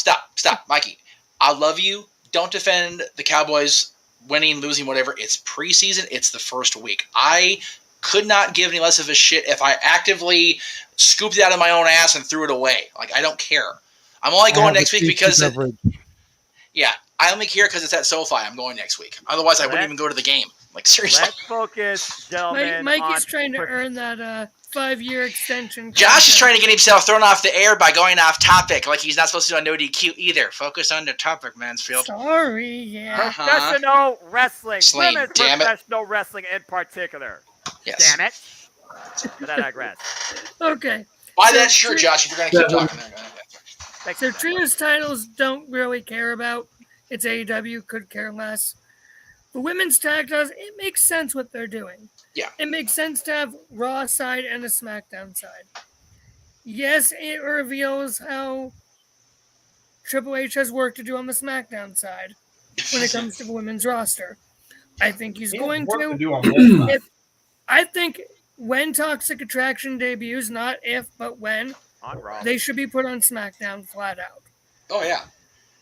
And I would not be surprised if Toxic Attraction takes out the NXT team that's in that bracket. I would not be surprised to see them do it.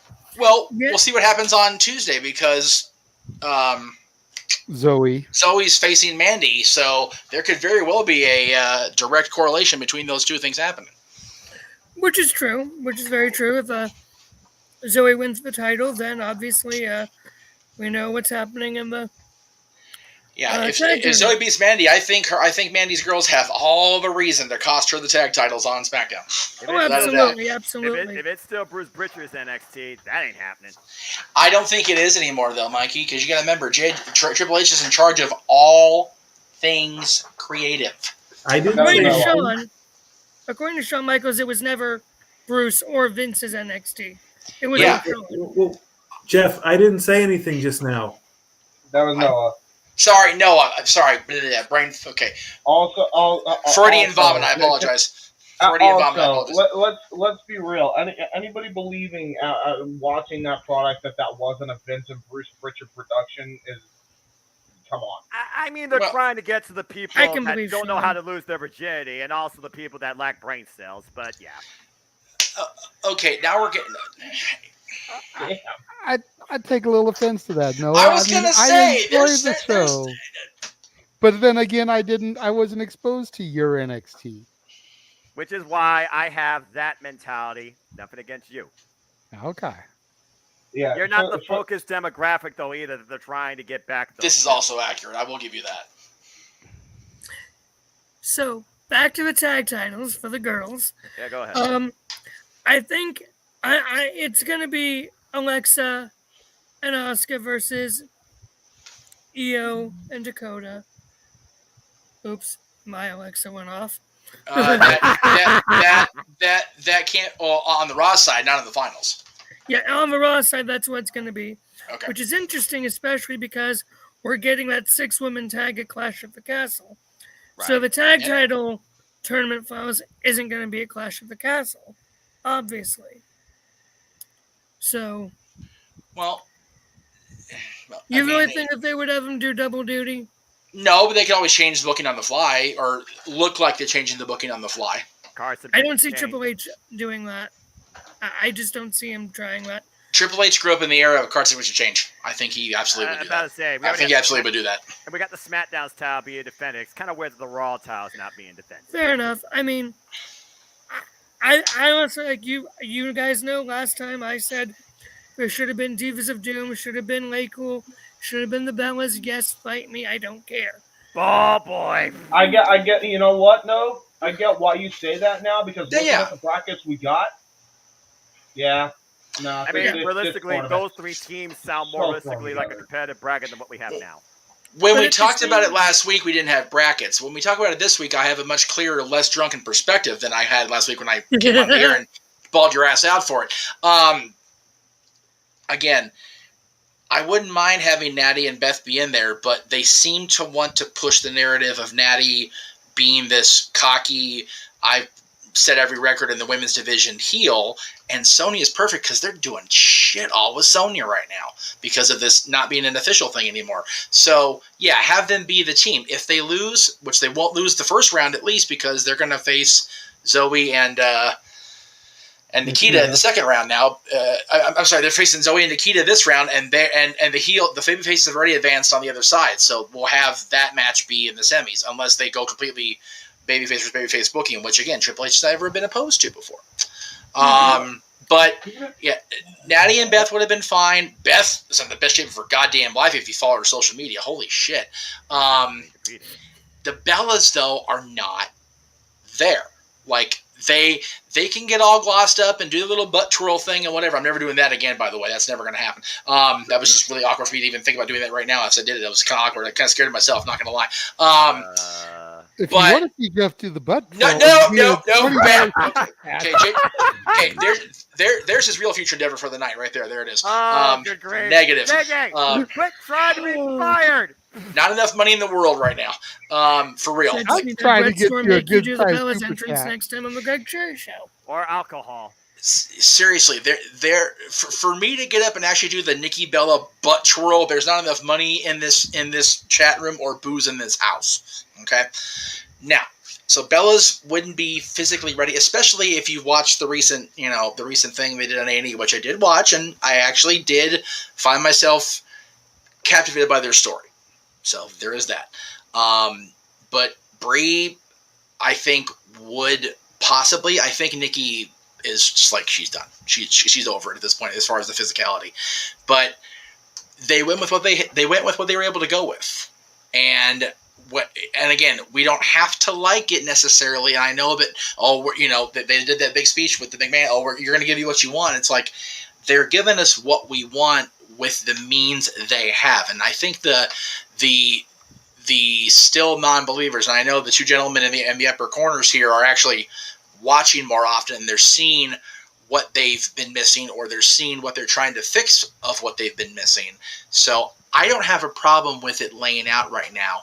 However, I don't think that we should.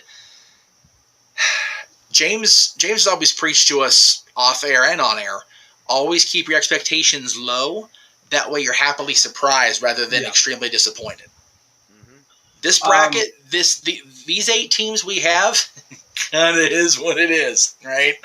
Yeah, but if the end game is EO and Dakota ending up in the finals, winning the thing, and then we've got Bayley's team and the return of Sasha and Naomi, which we're going to get to here momentarily, kind of, sort of, then I'm okay with that, because Sasha and Naomi were a babyface team when they left television. And then we get Bayley, who is very much a jaded, I was gone for a year and, I was, away, and you haven't done anything with these 2 ladies, they're heels. So it's a good synergy. But when we talk about the next topic JJ's going to bring up here, if Sasha and Naomi are brought back in the babyface way, they've got to do better than how they've been doing at media appearances lately. Yeah, I was going to say, when they bring Sasha back, is she even going to be a babyface because of everything that's going on? Well, she does idolize Eddie Guerrero. Yeah. I mean, this is just ridiculous. What am I looking at? You're looking at pictures from the C2E2 Expo, and Sasha was the only one doing this. Actually, you know what? Mercedes was the only one doing this. She was making people stand 4 to 6 feet away from her for the post photos. What? Naomi kind of got lumped in there via default, but if you see the photos of Trinity with people without Sasha, she's standing next to them, hugging them, whatever. Yeah. But if you wanted Mercedes in a photo, which you were already paying $90 for just for her, $130 if you wanted Trinity also, you're standing 4 to 6 feet away from her. And if you look at this picture, she doesn't even look like she's happy to be there. That's why we cropped her face and kind of blew it up there. It's like she looks so nonchalant about being here. You look at Trinity, she's got a huge smile on her face. Everybody else has got smiles. Mercedes is like, can I get the fuck out of here already? Mercedes be like the freaking Princess Jasmine Dylan met for the first time at Disneyland. If you know, you know. None of you know except JJ, but that's okay. Yo, Mikey, put your hand down. I already had full intention of coming to you first because you asked if you could be on this show because you had a rant prepared about this. So I'm going to turn the floor over to you first and foremost, and then pretty much if anybody has anything to add that Mikey doesn't say, because I don't know what he's about to say, but I know that if he's got a rant prepared, it's going to be good.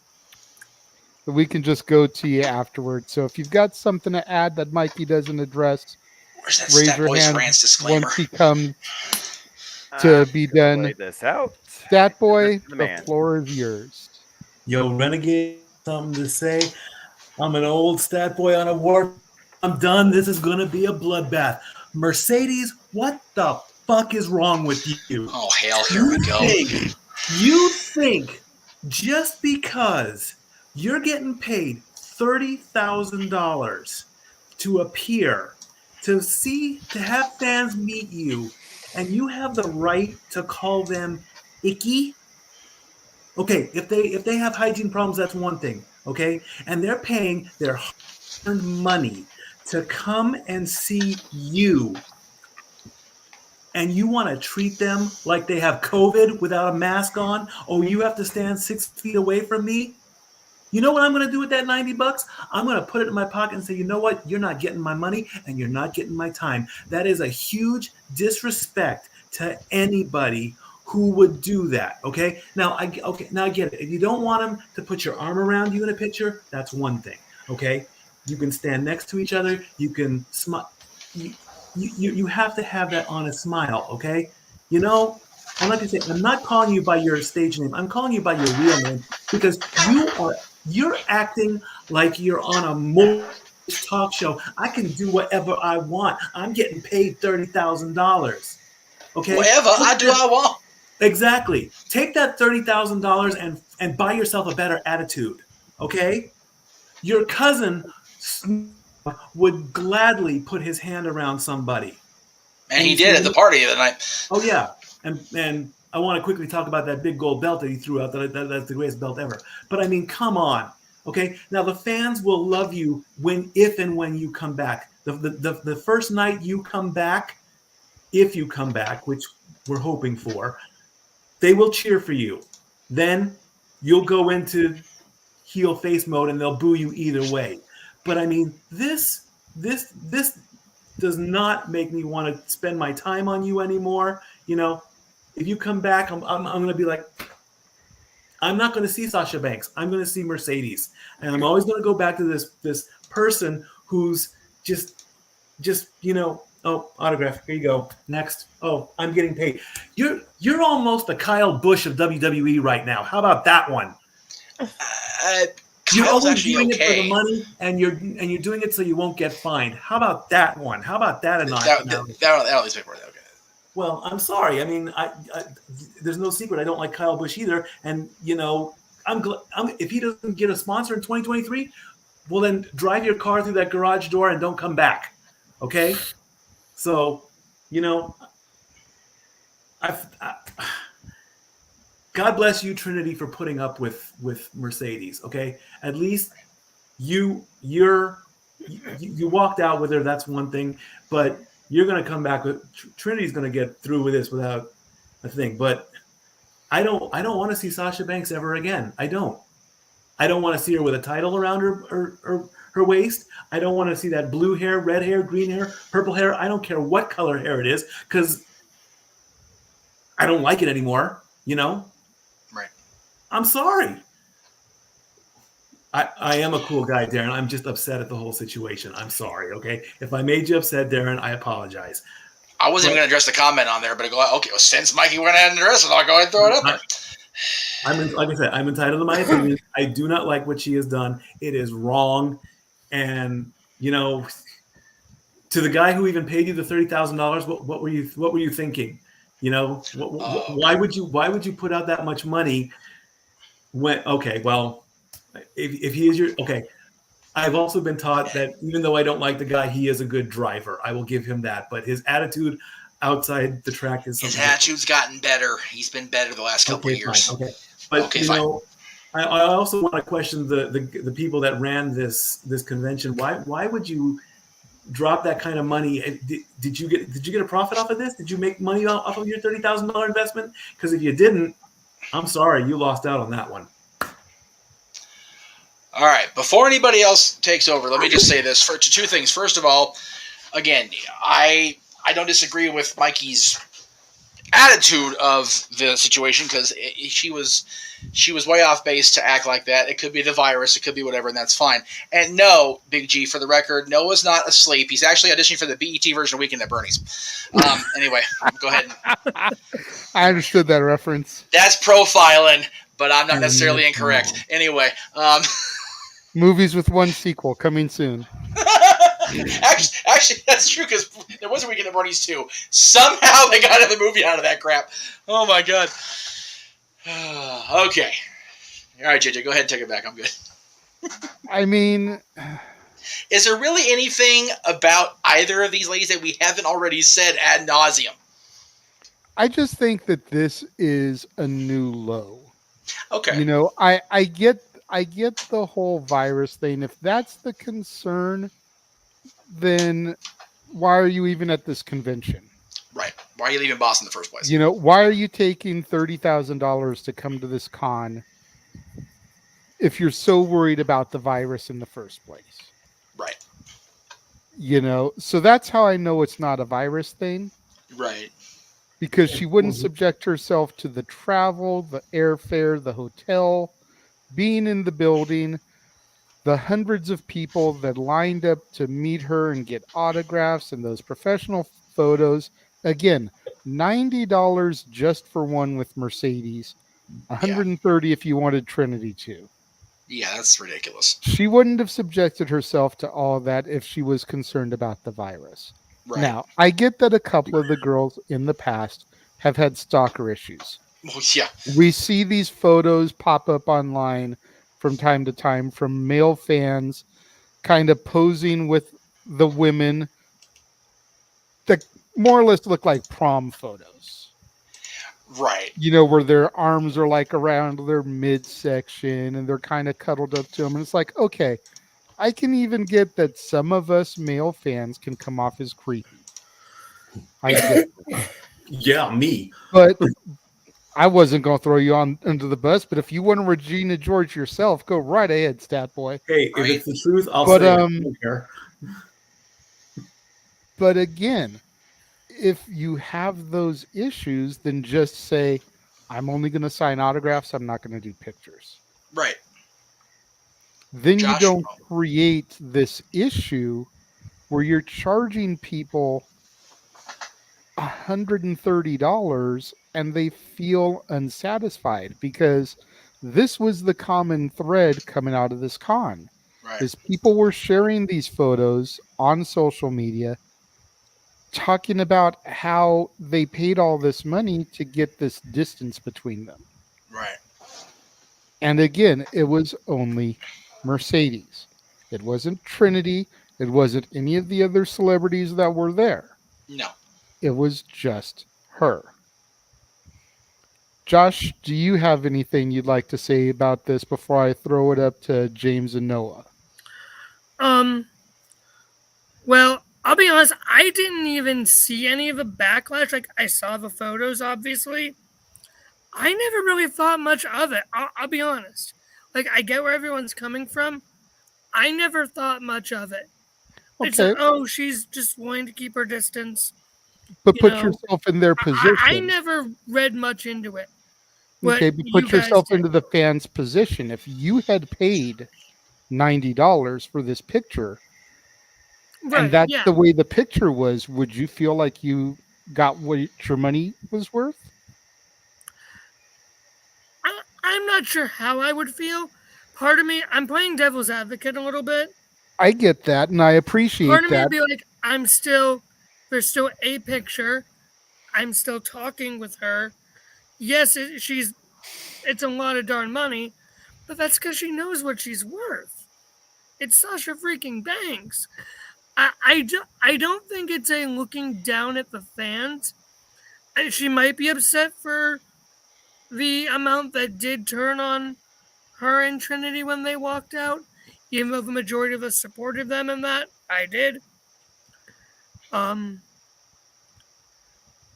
Again, I'm not going to assign a motive to her deciding this.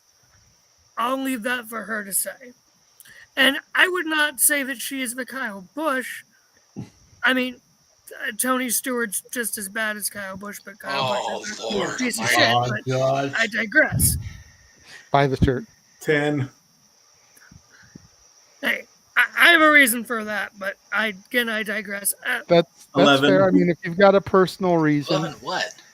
My sister met him once, and he was and Tony Stewart was an asshole. That's fair. That's fair, because Tony went either way. Kyle, okay, look, briefly, I'll go into the weeds here. Kyle, I only gave crap to because of his attitude back in the day. Much like Tony had attitude back in the day, much like a lot of guys had back in the day. There's very few people that have not come around and stopped being assholes about it in NASCAR. But again, much like Pete Rose said back in the day, the two most, at least in my experience, much like Pete, fan-friendly folks are the WWE superstars and the good old boys in NASCAR. And there are very few people on either side that have been continual dicks. Now, we've heard about Mercedes, Sasha's attitude, not just to the fans of this convention, but to people that, work with, her on the regular. This has been a common thread. I mean, we're using the Eagles phrase again, Jay. Common thread throughout her last few years in and out of the ring. So, and to also join the devil's advocate side of things, we're getting a few people that are bitching about this cost versus proximity thing. right? And from my experience doing this, as long as I've been doing this, you tend to hear more of the negativity. When people are positive, it doesn't get attention. When people are negative, it gets blown above attention. That's the issue. Which is why I was hesitant to bring this up in the first place, because there's going to be such a skewed, it's going to be a nasty freaking teacher's curve on this. You're preaching to the choir on that one, brother. Well, it's what I do. James, anything you'd like to say about the situation before I go with Noah? Because he looks like he's intent in thought, been taking in every word and syllable He that has wants been this part of uttered. this movie, Jay. Like he looks like he's about to drop the most vicious diss track in history because he's just been studying everything. Either that or he's asleep. No, Worse than no, he's mine? not asleep. Worse than mine? James? All right. So I'm not sure how to feel about it. On one hand, I think I do get where she's coming from, considering she's dealt with creeps in the past doing weird shit. Those keep in mind those photos surfaced too, and it wasn't even. I think before the walkout happened, it wasn't even like a few months ago. We saw weird, creepy fans holding Sasha like close, arm around the hip. Probably the whole idea of Vince's, oh, you can let the fans touch you if they paid or whatever, which has been a problem for years now. I mean, every wrestler kind of has dealt with it, especially the females. And I think that's kind of part of her reasoning why she's doing what she's doing, and plus I think also because she has gotten a lot of hate for the walkout. She's just like, okay, well, if I'm gonna get the hate, I'll do this, but Right. I'm gonna just you can stand 6 feet apart from me and deal with it pretty much. If you want a picture with me, that's what you can do. Yeah, so I get it from her perspective. If you're that jaded, and trust me, I get it, fan, wrestler, whatever. I hate to say this, Trinity, but I've tried to defend you, but either piss or get off the fucking pod.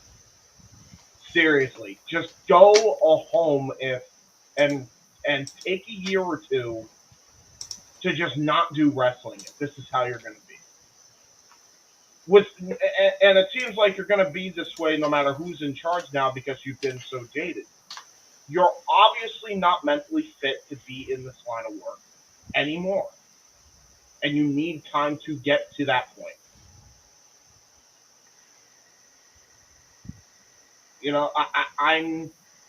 I'm tired.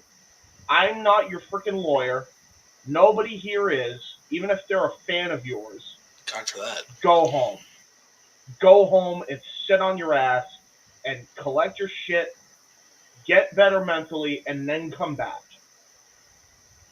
Because this whole, look, man, I appreciate what Punk's, saying or whatever about it. Because again, I do get it. But if this is the key, you need to take the break just like Punk did. He was gone for 7 freaking years. Might not take that long for you. Might only take 2 or 3. But you still need time away. I seriously would rather a Funkadactyls freaking reunion at this point. That's how bad it's gotten now. Even though I am a big fan of Sasha Banks, I'm so tired of this fucking drama to the point where I would just rather have freaking Cameron and Naomi win the tag straps. That's how bad it's gone. I don't care anymore. I just don't care. If you're gonna act like this, you need to go. I understand it. I get it. But time heals all wounds. You have not given yourself time to heal those wounds. Go home. You looked a lot happier when you weren't doing WWE, and now that Triple H is back in charge, you're acting like a prick again. So, time to go. I can't defend this anymore. Noah, my friend, bring us home. I mean, what really else is there to say? All that time, Noah. I mean, at this Man, point, again, you're your own worst enemy. James pretty Yeah. much summed it up. At this point, what makes Sasha Banks happy? Is Sasha Banks truly happy where she is now? Did Sasha Banks disappoint herself? Will Sasha Banks, will Mercedes ever feel right within herself? Is the problem with management? Is the problem with her? Is she in denial? The bottom line is this: we are looking at an individual and the actions she is posing in her life, not just from a wrestling standpoint. We're looking Yup. right now at a social engagement and how she is handling it. And we have no right to really judge because we didn't pay that money. And for all we know, those people, they were just happy to be in her presence. And maybe those people have been asked, hey, are you all right? How are you? It's one of those things where I look at, does wrestling make an individual or break a spirit? Like I said previous weeks ago, professional wrestling is not a one dimensional industry. It is as equally mentally as it is physically. If not more, one or the other, you decide. For me, Sasha Banks pretty much is Sasha Banks. But Mercedes is the individual that has to face whatever she chooses in life. And whether or not she seeks help or goes down her own path of destruction, that's not for us to judge, but we can only hope that she does right. I don't know how to really interpret this fan service, this fan engagement, this fan reception, because that's what this event's about: fan reception. And all we're hearing so far is social distancing. Whether or not it's conspiracy theory, whether or not it's her own willing choice. Again, Mercedes is going to choose to do what she wishes to do. Whether or not she acts right on that merit, unfortunately, that's up to the individual. If something's wrong with you, seek help. And like James alluded to, CM Punk says he was not going to get better, stay in the same place that got him sick in the first place. Yep. Was it professional wrestling that tainted Mercedes' spirit? The answer, I think, is yes, because clearly we have seen it now time and time again. And it still has not been resolved. As far as what she needs to do, that is between herself and whether or not she figures it out. I hope she does, not for the sake of the WWE, not for the sake of the fans, not for the sake of her friends, but for herself. Because at the end of the day, you can be your own worst enemy and ultimately your own destruction.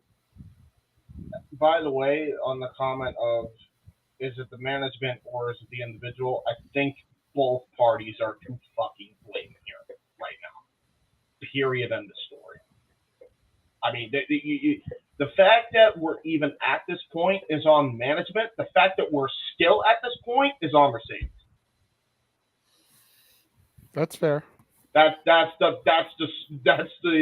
book beginning end of this, really. Fair point. Mental health matters. Yes, like you always say in your sign off. All right, so that's that topic. We have one topic left. Our main event of the evening, if you will. Is trigger hesitation leading to shots in the foot? Basically, are we waiting too long to pull the trigger on these stories? And these two specifically, I tried to come up with one for each major company. You know, you've got Max with his whole worked shoot promo a la pipe bomb that Punk did many, many years ago, which, as we always mention, Jeff and I were there for. You know, so you've got MJF's version of that. And as of yet, nothing has happened, no return, nothing. And then we've got the whole Dominic turning heel, which has been talked about, as far as I know, since at least WrestleMania. Jeff saying that Dominic should have turned heel at his debut, but, you know, that's neither here nor there. I know that there's been a bubbling for a heel turn for Dom pretty much since the whole Judgment Day angle started. Yep. And they have yet to pull the trigger on either of these things. You know, going back to the whole tag tournament thing, if Kenny Omega is not able to go, will we accept anybody other than MJF as the Bucks partner? Like, that'll shock people. I know it won't make a whole lot of sense, but it'll get people talking because he'll finally be back. But why hasn't there been something from Max since this night at the Fabulous Forum? I refuse to call it the Kia Forum. Screw that. As you should. You know, I Really mean, at the end of the day, they could have, at the very least, done an old school. The following announcement has been paid for by Maxwell Jacob Friedman, like the NWO promos, and had something from him to periodically crash the shows to keep him on TV and relevant, and cutting some kind of new scathing promo. Nothing. They could have had him crash some taping, some Dynamite or Rampage, a la when Matt Hardy came back after the whole Edge Lita debacle, to keep people talking. Nothing. Just crickets chirping out in the wilderness. And then again, with the Dominic Mysterio thing, they were on WrestleMania, they were on SummerSlam. Those were the only pay-per-views that the Mysterios have been on. They could have pulled this trigger when they did Ray's 20th anniversary celebration in the Garden, the mecca of sports entertainment. They could have pulled this trigger when they went to San Diego, their home. Nothing. Crickets. We thought that they were going to lead to something this past week on Raw when Dominic stormed out of this. But then we see him thrown over Rhea Ripley's shoulder like a sack of potatoes and just plop down on the entrance ramp bloodied.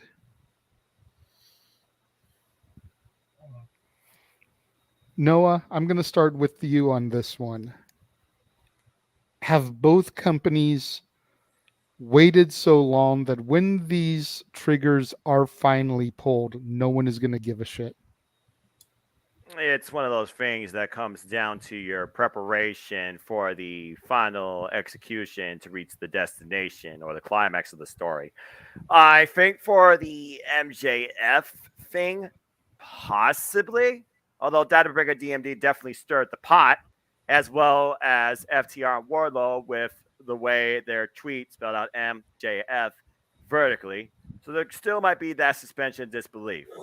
But how many times have we seen the family heartstrings tugged of a father when it comes to his son in honoring what he started and what he will carry on?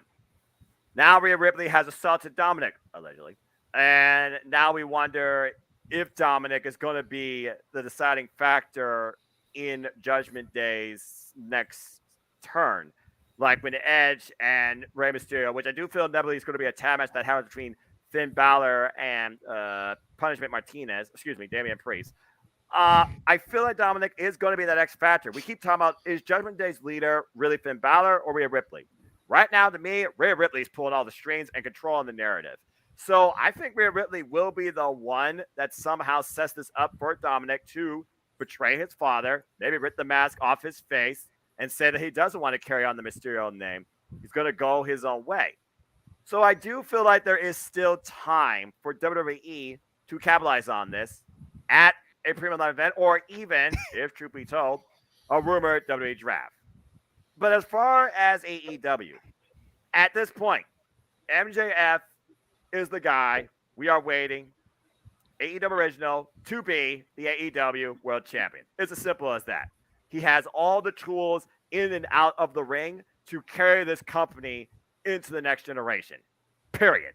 So right now, with the focus being Jon Moxley and CM Punk, who MJF has history with both men, who he's challenged both men. One of them particularly for the AEW Interim World Championship. We're heading to AEW All Out in Chicago. the big angle of last year All Out was Adam Cole, Bryan Danielson came into the company. What's the biggest angle you could have here? What's the thing that could draw the biggest attention? The only way that could capitalize on MJF being completely blank from the wrestling industry as far as we're concerned. I think about what he said in his little promo back at the fabulous forum. He said, Tony, a lot of big execs, would be a shame if something goes wrong. What if MJF invades All Out at the end of the show and ruins the alleged AEW World Championship match where there is no winner? And he reminds Tony Khan, you keep focusing on WWE X talents.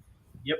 Forgot about me because I'm still better than you and you know it. The only way they capitalize on the MJF thing is if they pull the trigger and finally bring someone forward with him at AEW All Out. If they don't do that, it is completely missed as far as I'm concerned. You can't find a bigger venue, a bigger city, a bigger event circumstance than to have MJF come in during that.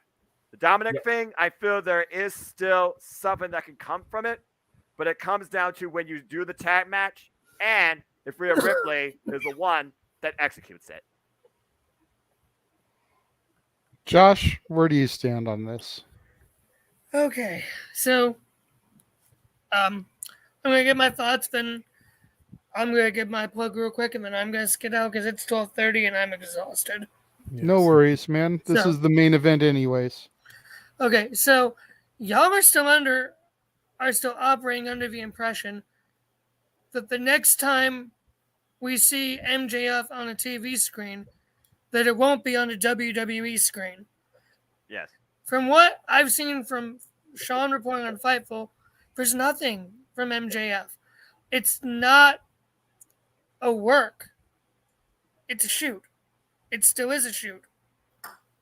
There is no update on any progress for MJF on his contract or anything. He is sitting this out until it is up so he can go to WWE. 2024, good grief.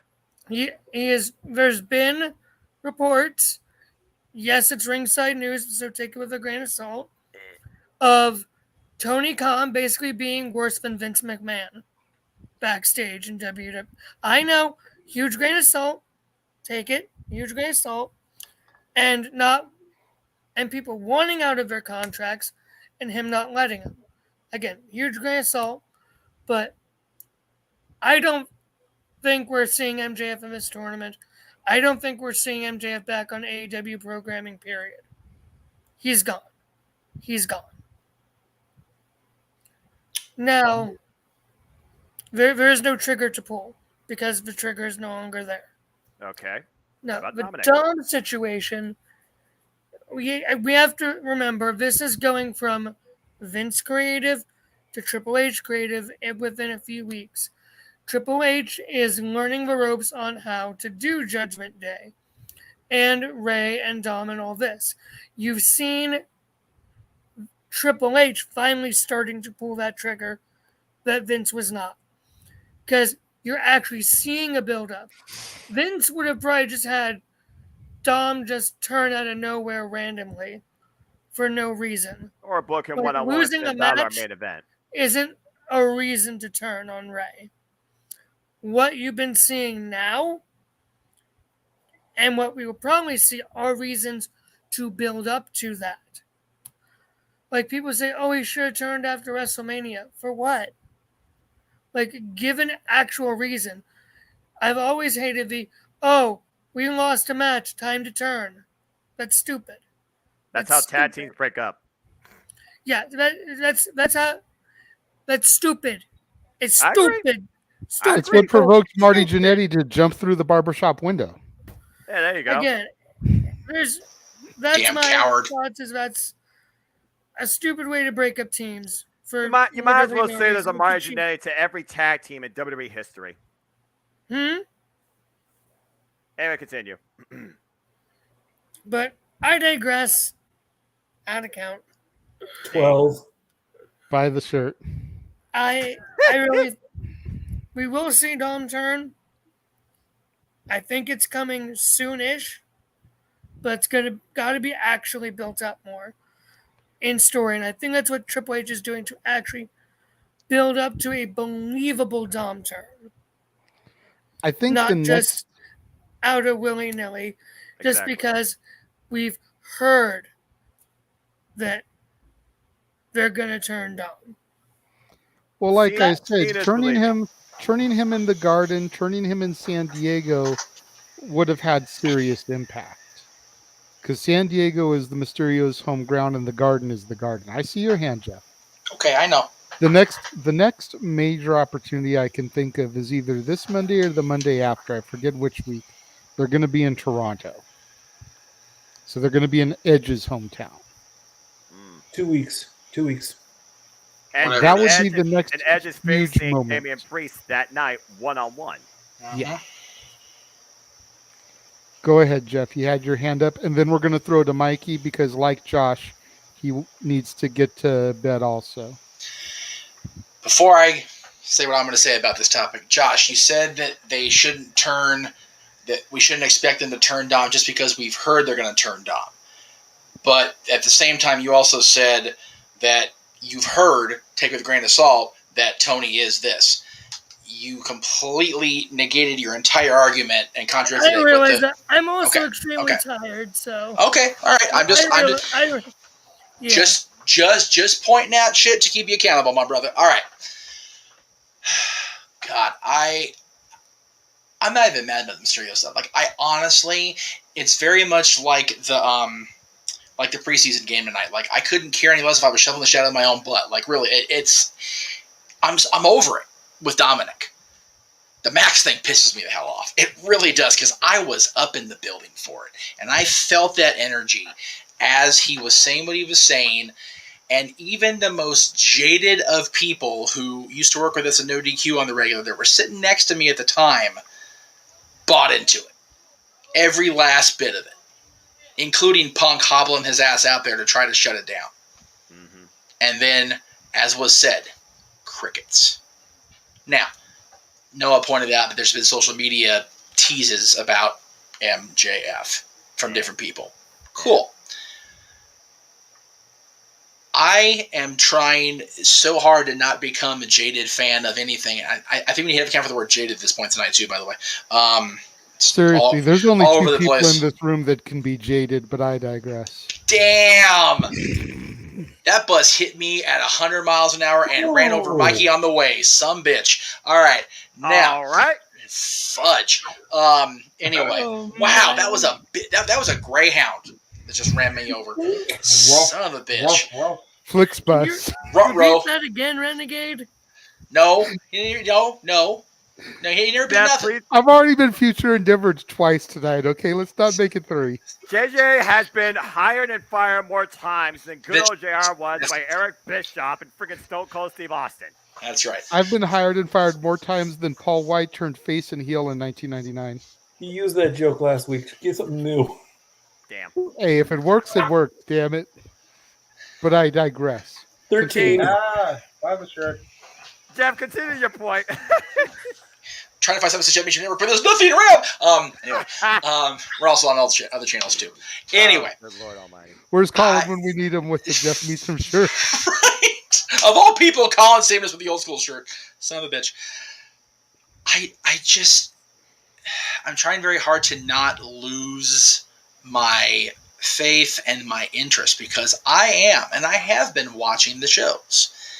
But these two stories have been so poorly executed and just negated and, dropped, off of a cliff that it's like, okay, when are we going to see a resolution? And I don't care if Max shows up at Royal Rumble. I don't care if Max shows up at Revolution. I don't care if Max waits his contract out. But I will say this, if Max waits his contract out, he might as well not even bother. Because if there's this little of anything right now, and we're at a little more than halfway through 2022, by December 31st, 2023, nobody's going to give a fuck about him at that point. Really? Period. Probably Tony's plan. Okay, but again, you're putting faith in what you're reading on the. And again, this is coming from a guy that has worked with somebody that makes a living posting and writing these articles. So I just say what I feel, and I don't think we need to. Again, people put way too much stock in what people, again, credible or not. We don't know anything until it's on television. And this guy above me, and Noah especially, has said the world was better, professional wrestling, damn it, by the shirt wise, before the internet existed. And I only say that, even though I'm sitting here making money off doing this on the internet now, is because we didn't know anything. We got to be surprised. Even when Punk cut the promo in front of JJ, and well, Mikey was at the hotel, and I, all those years ago, we still didn't know really what the fuck was going on. We did, but the general en masse did not. We don't know what's going on with Max. The only person that's going to knows what's going on with Max is Max and Tony. Yep. We don't know what the creative direction of Dominic Mysterio is going to be, except one person for sure now is Triple H. Yep. Because it's been said flat out in a press release from the company, he is in charge of all things creative. So as the extent of our information on either of those topics is what's already out there. So any speculation beyond that is just that, speculation.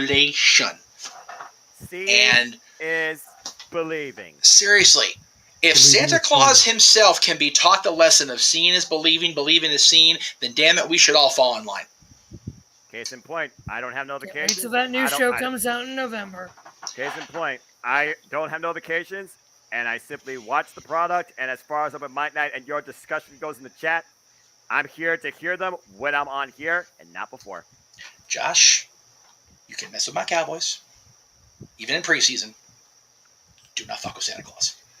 I love that. I love the movies. I love the movies. The movies. I'm on your side with that. Okay. I hope they bring back the kid who played Charlie. They're not going to. That's okay. They're not going to. They're bringing it. They're bringing back Bernard. So. Well, they're bringing back Bernard, and they're bringing a different kid to play the kid that was born in 3. But he's going to be the successor, or guess. Anyway, yeah. But I'm going to get going because I am exhausted. And I need to train tomorrow. So quick plug real quick. Follow me on Twitter at CatholicJosh122. You can see me in the comments on a lot of these videos, causing lots of chaos because it is just so much fun. Stealing people's catchphrases. You love me anyways. What was that, JJ? Stealing people's catchphrases. Hey. And shouting them. Hey, you have. Hey. Yeah, you're yelling. You yell love for me it. doing it. No, so, but you can catch I do me. take a little bit of pride in the fact that you have to jack my shit every Maybe I show. should change his nickname to the Chaotic. I did a whole thing of combining everyone's shit tonight. Maybe that was pretty good. Yeah, that was brilliant, man. Again, you do good stuff for the post of that. Maybe I should change your name to the Chaotic Cleveland Combatant on the No DQ team leaderboard. So, check me on my columns every once in a while over on No DQ, especially for pay-per-view predictions. You can catch me on a very special Football Fantasy League Draft Edition of the Greg Cherry Show, Saturday, August 20th. Greg and I are going to be doing our draft. Our draft starts at 8:30. I don't know when we're going live. That's a Greg question, as I don't think there is a graphic, which again is another Greg question. Yes. But other than that, thank you guys. Jeff, I love you, my boss.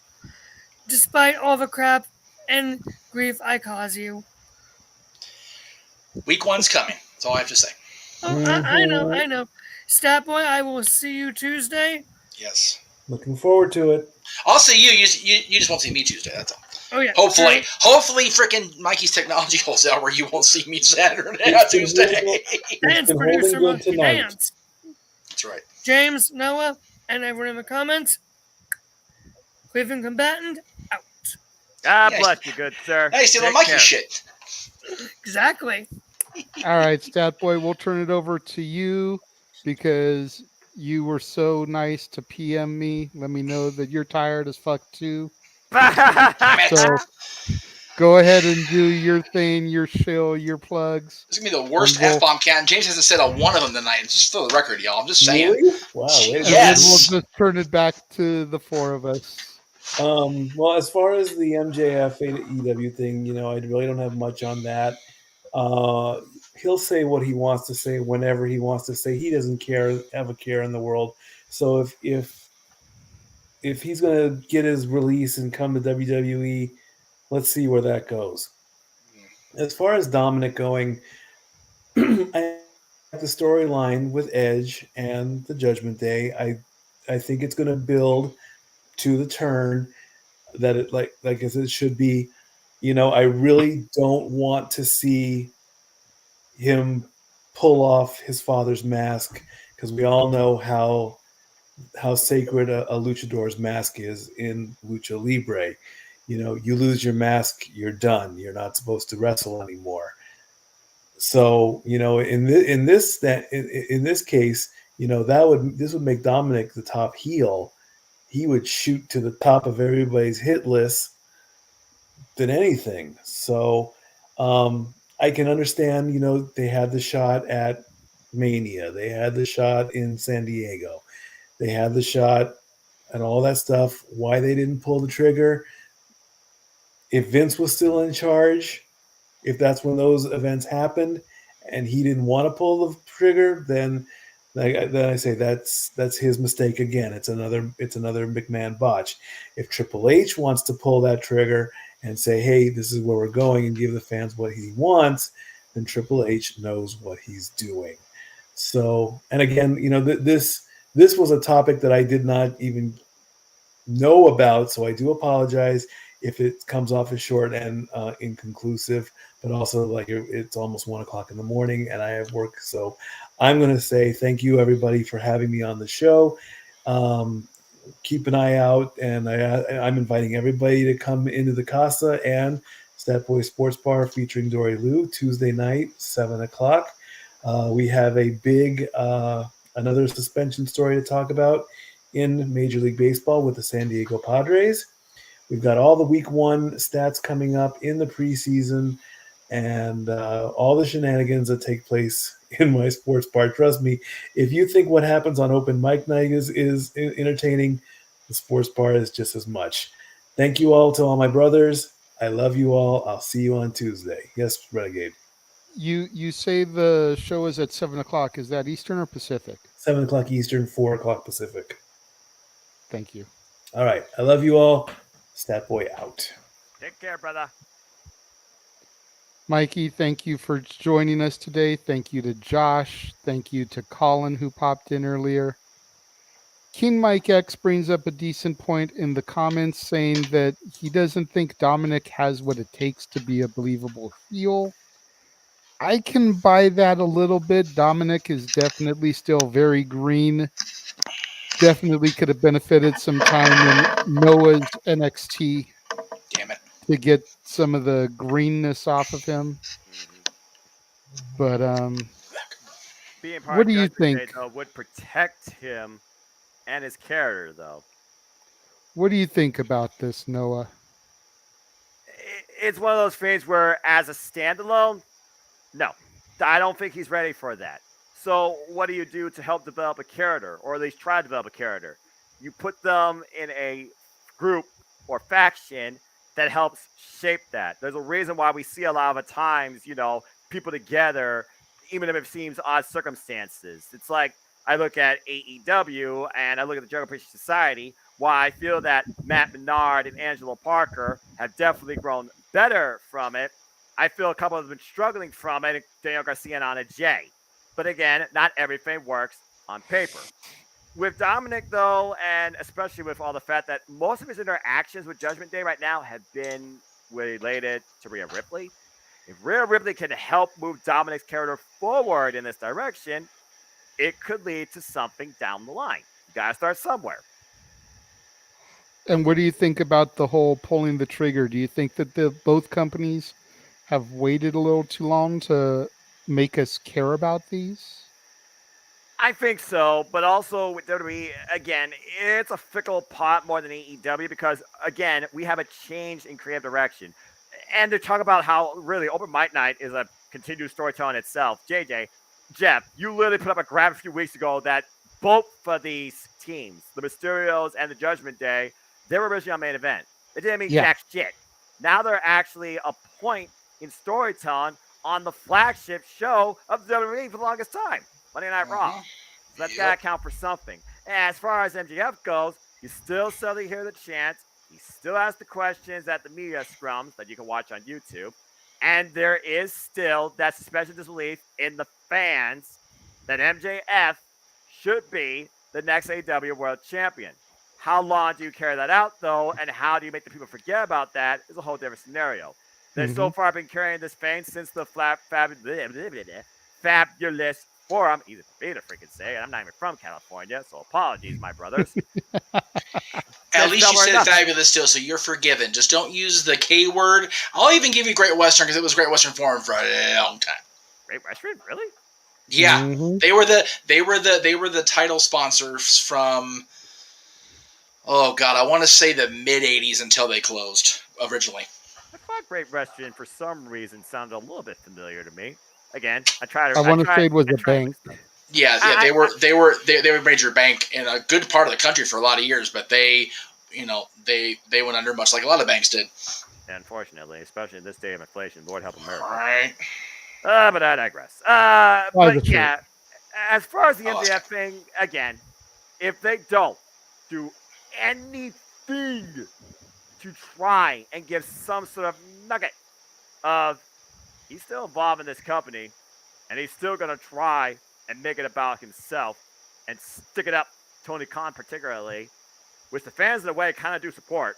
Just saying. If they don't do it at Chicago, game over with that narrative as far as I'm concerned. Chicago is literally make or break MJF as potentially the future of AEW. That's the final straw, in my opinion. The Dominic stuff with Rhea Ripley now involved, carrying this forward, still has something that I can capitalize on. And for me, the next part of this narrative comes down to Toronto and that singles match with Edge. Does Mysterio get involved? Does Finn Balor get involved? Does it devolve into, Lord help us, tag team match on the spot, same night? And Holla. Well, it's not Teddy Long who made tag team wrestling mad for the longest time, but I digress. I miss my GM. I won't do that again either, by the way. Yeah. But anyway, yeah. Bottom line, MJF, hit it at AEW All Out or game over. Dominic, you got until you got Ray and Edge tagging together. If that match happens and nothing happens during that, I think they pretty much have done everything they can to make me think that Dominic is going to turn against his father. And even if it does happen after that, and the MJF thing happens after AEW All Out, that is the point that I will not care personally. Yeah. James, bring us home. I'll start with the MJF stuff because I'm surprised that people are really. I guess part of it is great because people are suspending their disbelief and thinking that AEW and MJF are at odds, and that he actually is going to WWE and that his contract's lasting. Yeah, I find that fascinating. Yeah, about to say that's incredible. What's really a shoot anymore? Right. I feel like I'm a party pooper in one way to actually point this out, but I got to because people on social media have anxiety, and I understand that sometimes because I had anxiety when the MJF stuff broke until I saw the program they did later. So here's a bunch of factors why this is not a shoot. It never was a shoot. It was so pre-planned, it's not even funny. Number one, the fact that the promo went as long as it did before the F word even was uttered on that. Right. Yeah. Exactly. Is key number one. That's key number one. All right. You don't go that long and then not have your mic get cut off before the F word. He was ragging on Tony Khan. He was ragging on everybody. In AEW, he was ragging on the WWE guys, right? He was saying all this stuff that should have gotten cut off way before if it was a shoot. If it was a shoot, would have gotten cut off at any of those points then we'd be. He wouldn't have made the ring if it was a shoot. There's no way. You They know wouldn't what I mean? have had a microphone. There's no way. Absolutely. You I kidding mean, come on. Security would have escorted him. It LA would've been Police game over. Department would have. Yeah. So it was a work just off of that basis, especially in the form where, as Jeff said, they would have had police ready to escort him. LAPD was already in the building as it was. Yeah, so it was They needed to be what that night. it was. No way that was a shoot.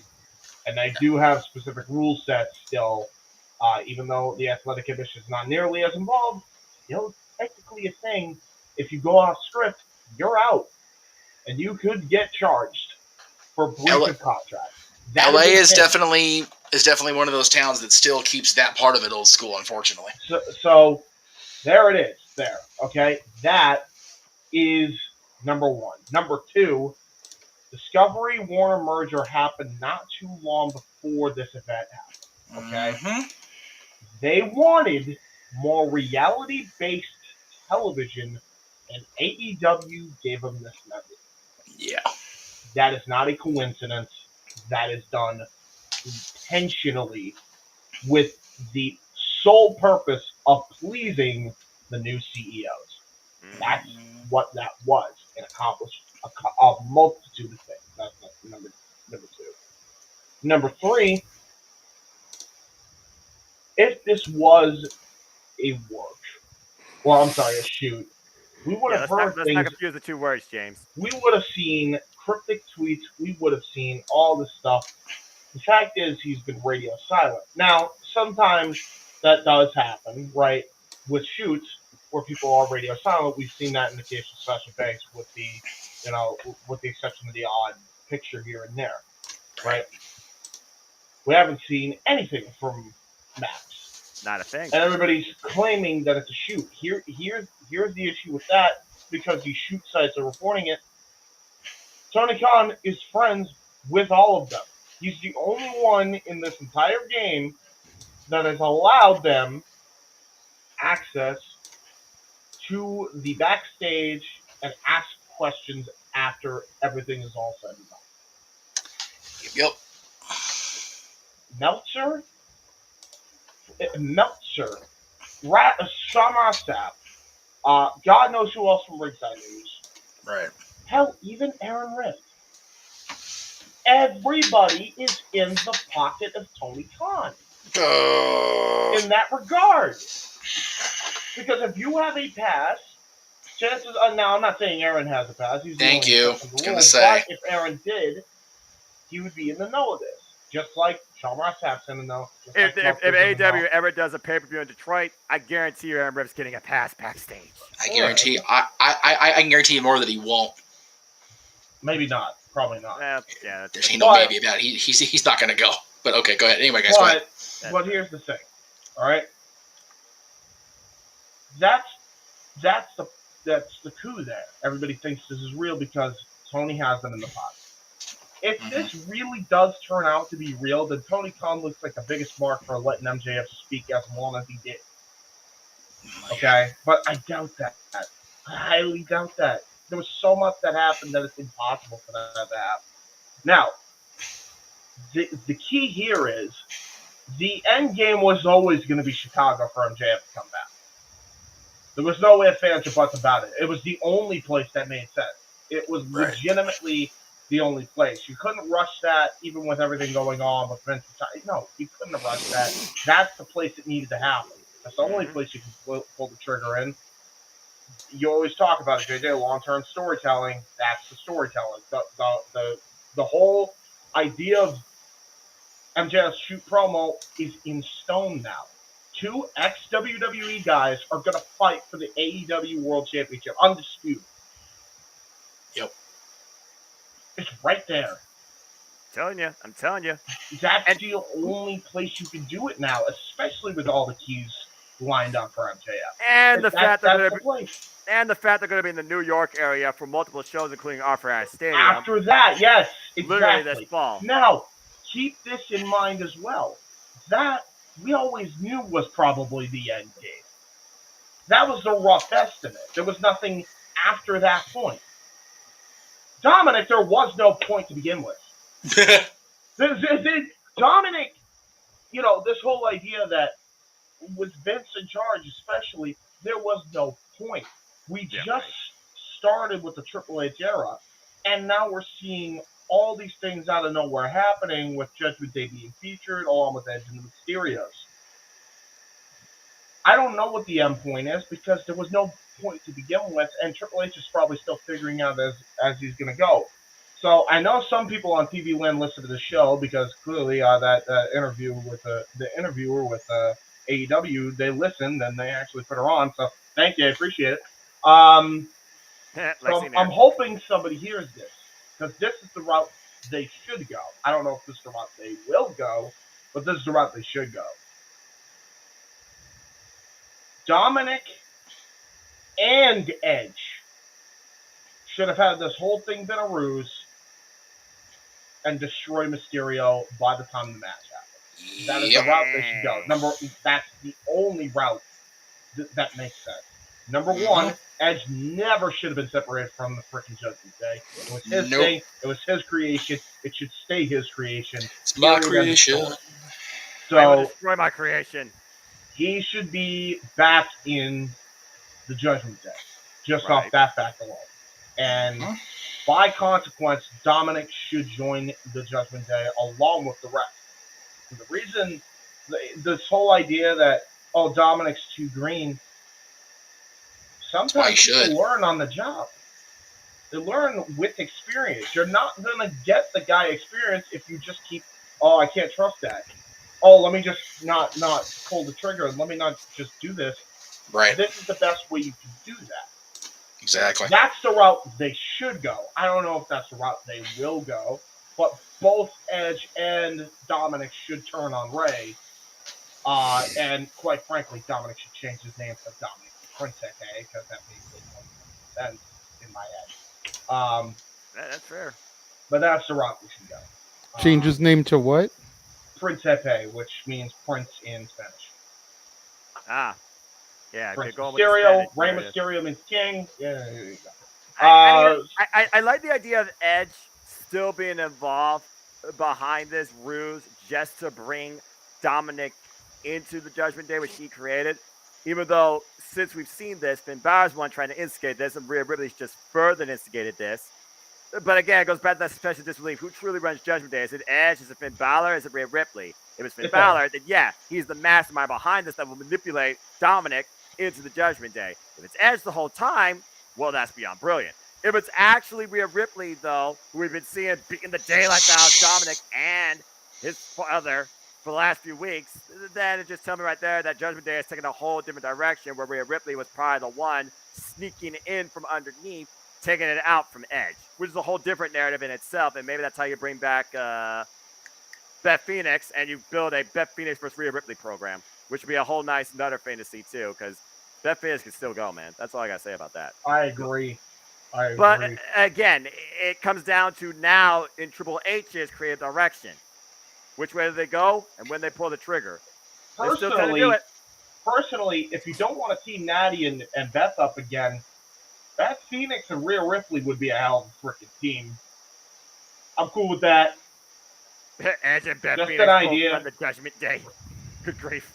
If Edge runs the Judgment Day, I think that should happen anyway, regardless.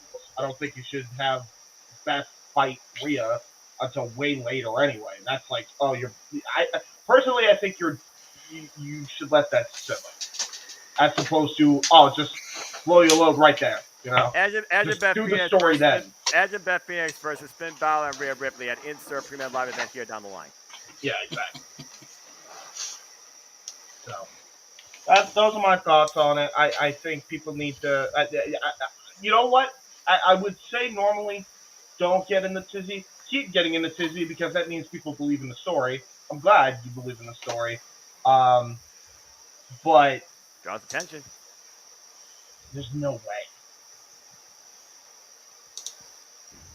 I don't know. It is what it is. And Ken, to be fair, there is here, JJ. How's this for long-term storytelling? Hangman Adam Page and MJF were involved in Double or Nothing 2019 before AEW existed when the title was freaking presented. Don't count that out. But right now, the biggest thing that makes sense, and I feel the last chance, is MJF show up in Chicago for CM Punk versus Jon Moxley during or after. Well, there's plenty of people for MJF to face even prior to that, and plenty of events on TV and pay-per-view for him to fight. That match you recommended between Hangman and MJF2, or that actually will be the first one-on-one I think they'll ever have. It would be the first one-on-one. That has to happen at Double or Nothing next year. That's the only place that makes sense. That's MJF the title champion, match for that Hangman pay-per-view. Page Hey, challenge. Tony Khan, book it. Exactly. Like it's one of those things where we'll wait and see what happens. Because I think a lot of people are just like jumping the gun on it, but I like that people are jumping the gun because that means the belief is still there that this is a shoot. It's good. That's kind of the intent, you know. Suspension Yeah. disbelief. I don't think it's that. See, the difference is we knew there was an end game. So whether you know it's a work or whether you think it's a shoot, you're excited either way for the possibilities. Right. Nobody knew what the hell this Dominic thing was going, so nobody gave a shit. That's the bookend of that. Yeah. I'm going to disagree with Ken 100% here. David was green. I will agree with that. David's character in WCW was entertaining at a time where very few things of WCW were actually going to reignite that spark. Now, where Max was, where the Mysterios and the Judgment Day storyline can be, in my opinion, having been fans of during both eras and watching even the WCW product as bad as it was at this point during both eras, AEW now, I don't think they're the same. I don't think it's a fair comparison is what I'm trying to get across. I'm not saying you're wrong because he was a decent psychotic heel in WCW, but the correlation between 1999 WCW versus WWF and 2022 AEW versus WWE is not the same, despite what us old fogies want to believe. It's not. Like I've said, this is going to be my epitaph. Here lies Jeff Meacham. He was this year's old. WCW was never destined to succeed. Turner wanted no part of that shit. Okay? So it was never going to be anything more than it was. But David was handed a opportunity that was far and above beyond his credentials, and still made himself a decent year of television out of it. Almost 2 years. I argue the most over David Flair was his I Quit match with Terry Funk. The fact that he was just kind of a rebellious kid doing whatever the hell he wanted. I don't remember him having a match with Terry Funk, but okay, sure. Yeah, it was a story. Do you remember the Nitro where Scott Steiner shot on Ric Flair? Yes. That's the episode it happened on. That's why I don't remember it. Yeah, there you go. That was actually the most compelling thing that Vince Russo wrote in the entire time in WCW, period. Well, I won't. I'm not going down that rabbit hole with you on Vince Russo and WCW, but I agree. I remember the Steiner promo. I just don't remember anything else on that episode whatsoever. Right now, boom, off the top of my head at 10:11 at night. So 1989 NWA Clash. Rick and Terry Funk had an amazing I Quit match in New York. That was incredible. That was where the whole. It was supposed to be Flair, but Flair was too busy partying. Being Flair. Okay, yeah. Yeah. I vaguely remember the team package thing before the New Blood storyline started. I remember that god awful mess. Okay, anyway, we're getting off into the weeds. God, moderator, bring us back to reality. I beg of you, please. How many times is that now? I lost count. Right. It is what it is. It is what it is, baby. It's what happens in the Jeff Meacham multiverse of media. Yeah. I'm not sure I was doing the Macho Man hands with the Dusty accent, but we'll go with it and see what happens. Let's see Fuck what was I doing? happens tonight. But I mean, you're right, James. I do enjoy long-term storytelling, but I feel like they've really missed the boat, especially with the Max thing.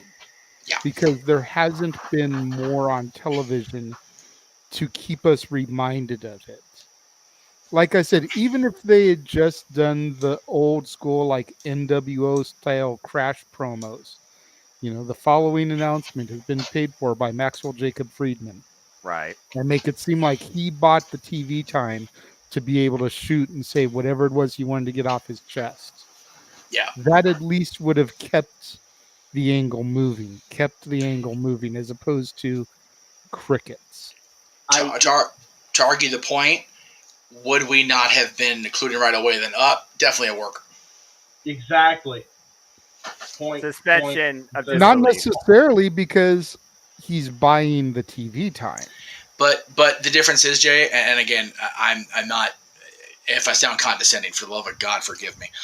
1996 fans thinking the NWO was actually buying that time, and Kevin Nash being able to convince the people at Turner, you can't put the NWO shirt as part of a set because we're not with you guys. It's different than the wrestling fan, the sports entertainment fan in 2021, 2022. Especially when how everything's trying to be exposed by social media. Seriously, social media the NWO would never worked back then. No way. It would have been dead in the with water. this kind of shit. There's no friggin' way Dead it in the would have water. worked. Agreed. And here's another thing I want to point out. We have not heard a podcast pipe bomb style yet.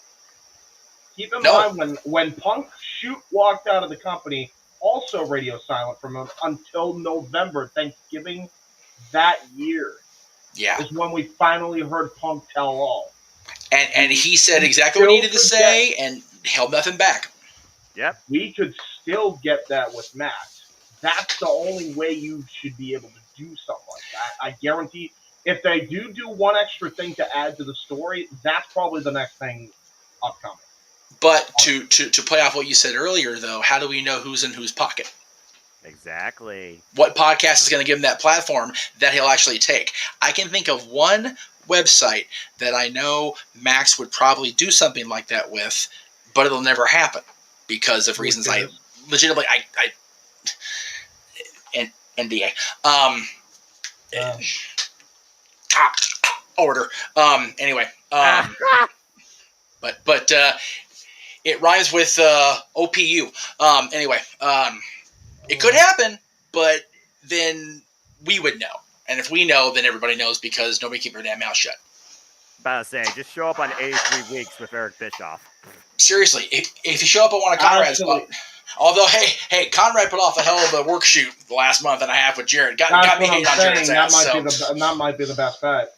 That might be the best bet. That's the only way people actually think it's legitimate because at least I do. Aaron and Bert are going to get my ass for this, but people know that Conrad is not going to have people pull punches. Like, dude, say what you want. Yeah, exactly. That's honestly best. If we're gonna do this, then you just brought up the best Eureka thing because that should be the podcast. Yep. No other podcast. It literally should be 83 weeks. It's the only thing that makes sense. Especially because James, you've seen the tension between Eric Bischoff's comments and Tony Khan's reaction. It makes sense, right? And we already heard with his comments on Booker T by Tony Khan that he is not afraid of people criticizing AEW. They've more than earned their right. Right. Bischoff falls in that category. And what journalist does Bischoff despise more than any of them? Yeah. Dave Meltzer. Dave Meltzer. Exactly. So why not do it that way? Just bring MJF in to 83 weeks. Bischoff and him shit on AEW on the entire podcast. Comrade's hearing everything, right?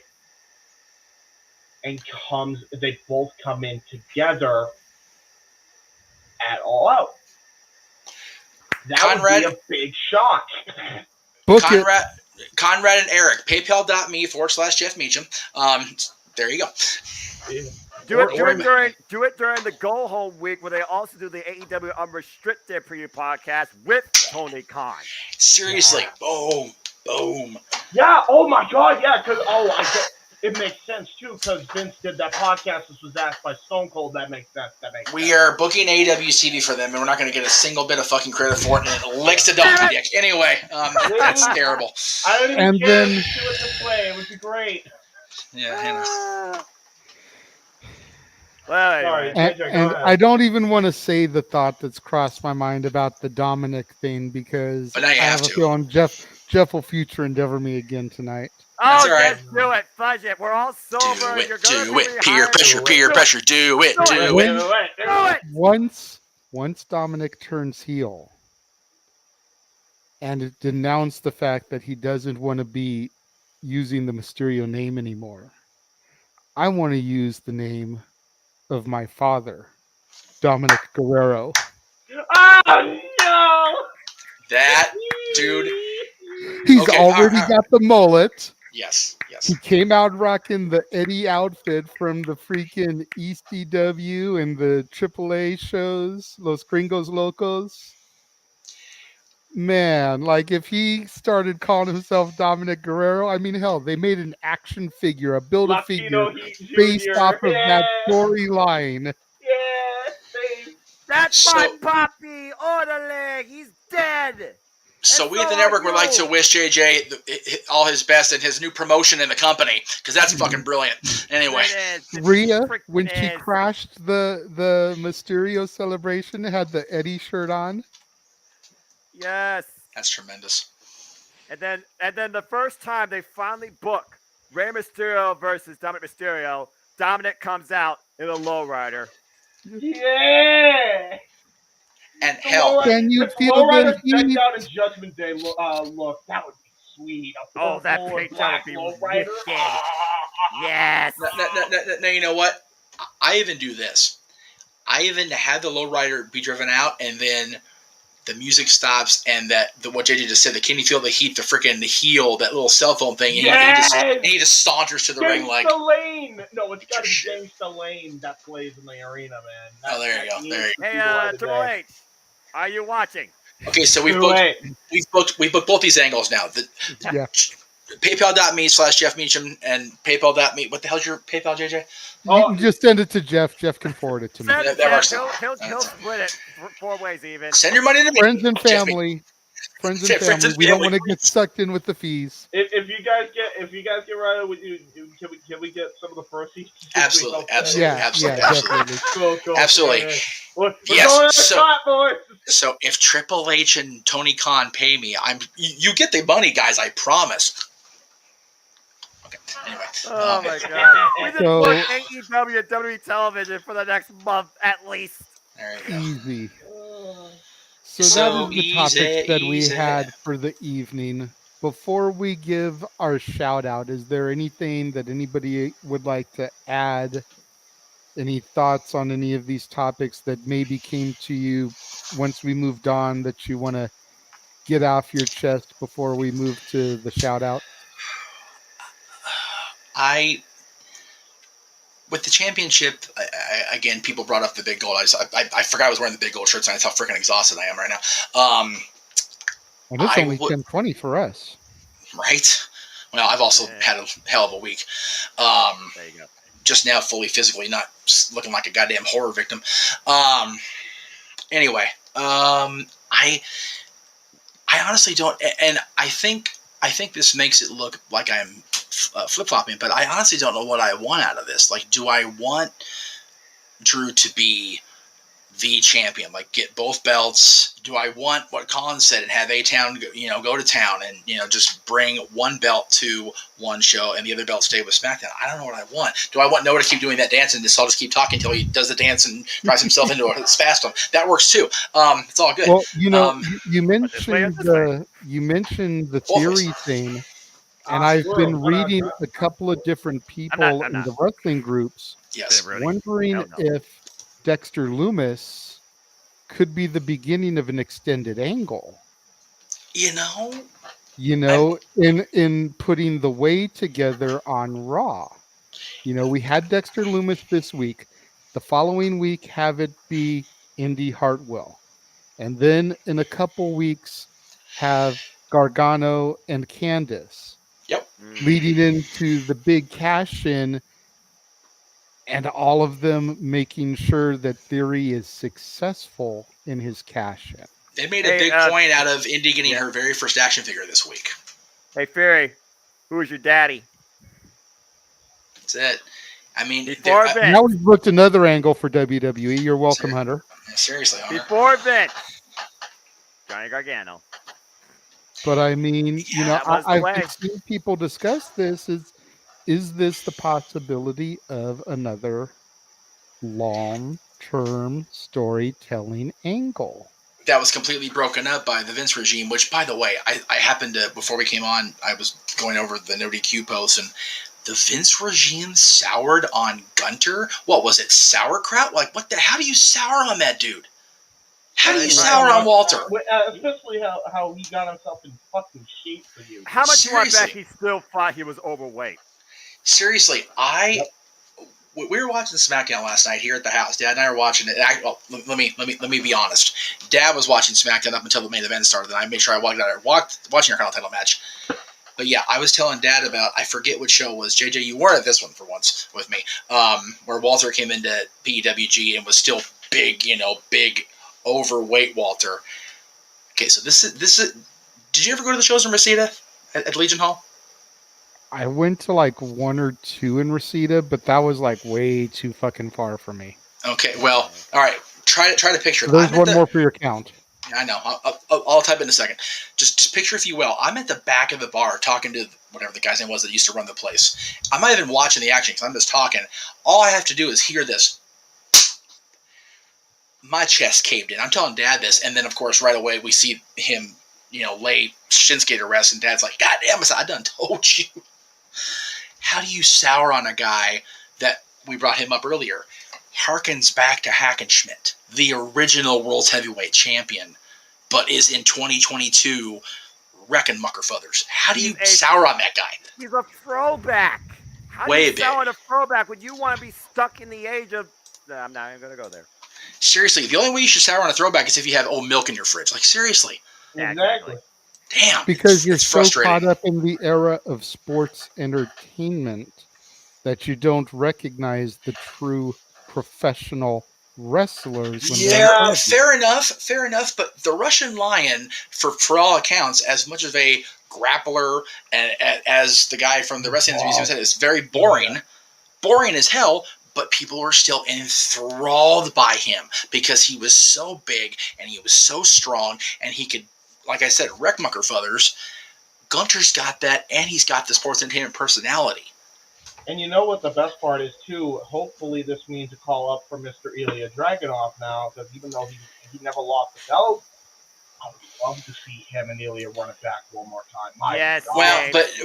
Yes, but I liked where they were going with him on UK. So at least bring him back to UK first and get whatever needs to get done there, and then has your shit, and then go to SmackDown and hook back up with Gunther. I'm okay with that too. Exactly.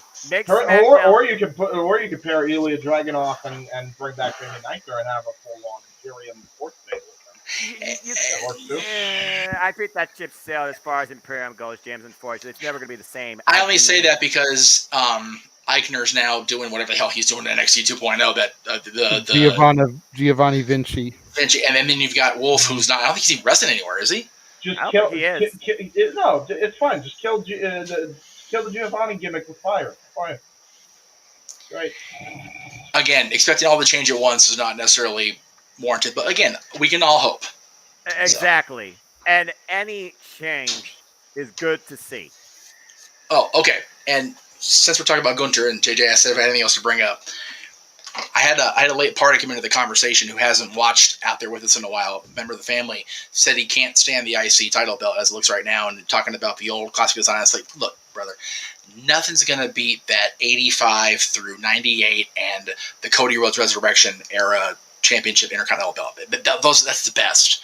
Agree. This has grown on me, though. Much like the U.S. title is much better now than that thing they brought in between 2003 and 2005. Or 2004, will look like a sticker on a center plate. it looked like a toy. They went, that might work on TV for real. Both belts, honestly, I think the belt now, the U.S. title belt, is a pretty decent homage to the Barry Windham Lex Luger era U.S. belt that was just a big hunk of gold that looked like it had stuff carved into it. I think it looks great. And the Intercontinental, it's a little bit much, like they try too hard to make an MMA belt, but it's much better for my money than the oval one, the purple one especially. Yeah, I'll agree with both of those standpoints. You know how I feel about championships and their presentation when I think about how realistic the title is on the competitor and how they raise its identity, how both the champion and the championship complement each other. And currently, right now, both the titles and the people holding them, I can respect, I can believe, Seriously, I can appreciate, and I we can talked about that. stand to see. We're talking about that, Noah. IC versus US should be the only Raw versus SmackDown match in Survivor Series, especially if the champions stay where they are right now. Bobby Lashley, Walter, that's the only top title match I need to see at Survivor Series. Dedicate the rest to Roman Reigns defending the 2000s if you don't figure out a way for Paul Heyman to do a loophole where you only got the WWE Championship. Roman Reigns is still the Universal Championship. Because that's the only way at this point you're going to get both those titles, or at least one title off the Tribal Chief, if they don't pull the trigger with Drew McIntyre at Clash of Castle. And I will tell you this, that match between Gunter and Lashley needs to be sponsored by Neosporin and freaking Cramp Cream from the Full Nelson. Yeah, no doubt. Because goddamn, they're going to kill each other. I want to see the height discrepancy with those two. Did you see Nakamura's chest last night? I mean, Walter didn't hit him all that much. No. Didn't need to. God. Oh, my Lord. JJ knows firsthand about them birthday chops, so he knows how that feels. But he's never been chopped by Walter. Didn't need to. He had some mucker feathers that would have even made Walter go, God damn. So yeah, I had two guys that are known for chopping people, and when you flinch before they hit you, they give you 2 more for flinching. Because I didn't flinch. Nope, he didn't. You're a brave man. Yeah, braver than me. Satoshi Kojima machine gun chops. No, thank you. No. But to be fair, again, and I've said this a couple times when telling the story on the air, everybody was really cool with me because they knew that I wasn't in the business. I had never trained. So if I said, give me a second, I needed to catch my breath, they gave me a second. Right. So I was able to prep myself so I didn't flinch. Right. Yeah. Whereas me, birthdays, I never did the chops, and I never actually did the whole Rocky Horror initiation when you go for the first time. Never went through that. So major over here, and I'm okay to admit that on the air. It's a chop to the left peck. But I just got to say, you kind of buried that Oval IC title. That was my IC title. I understand that. I always loved that belt. I only like that particular belt, at least the blackstrap version, because of one of the prominent holders of it for so long, for so many times. So, and Chris Jericho. No idea who you're talking about. No idea, dude. Anyway. The same guy who's in photos that were stolen from you. Yeah. I'm so glad you brought that up. Okay. You made a comment. I put a comment underneath, and I even sent a message. So I forget the name of the website, or the page, so forgive me. Spanish table, whatever. Give me 1 second. I will look it up real quick. But as you do that, y'all out there in TV and internet land, Spanish Announce Table Wrestling on Facebook. Thank you. If you wish to use a picture that they took a while, but they're finally here. They took a while, but they're finally here. Bot. All right. Bot. Yeah, there you go. There's bot. That's it. One. If y'all want to use my pictures, cool. I love that picture of Rob and I with Dylan. That's a great picture. It was a great day. Don't crop it enough where you don't have to give me credit. Don't be a dick. And if you are, still give me the credit anyway. Or hell, give Aaron the credit. I think he took the damn picture. So there you go. Oh yeah, that's right. Randy Orton and Jeff Hardy actually held that title too. Feel free to use my shit. Just give me or the photographer credit for it. Don't be an asshole about it. Yeah. Don't be an asshole in general. Sure. And if you're gonna be an asshole about it, at least message me on Facebook and say, no, I'm gonna still be an asshole about it, because now I'm calling you out on the air. And the name of it was again, Jay? Spanish Announce Table Wrestling. On Facebook. Y'all suck. Ah, Sorry, Rob. I know you shared the post because it was about you commenting about everybody's favorite former head of talent relations and the boss, which, that's you and Johnny, your friends. Cool. I'm not going to begrudge you that shit. But, yeah, they stole the picture of you and I with the boy, and I'm not happy about it. So, all At right. least that ship has finally sailed. Arrivederci. Seriously, I still want to find out when the celebration is. I will be on the lead float, waving a baton. Actually, no. I'll be waving a skateboard just because I can. There you go. Are you going to be Cora Jade? Is the skateboard going to break up via impact of the wind? No, no, because it'll what? be because you know what? It'll be a dynamic skateboard. Ah, I so saw it'll that even coffin be match. more broken by the wind. Courtesy of Darby Allin. Yeah. First of all, who the hell makes a coffin match the curtain jerk match? I agree. I'm for that, yes.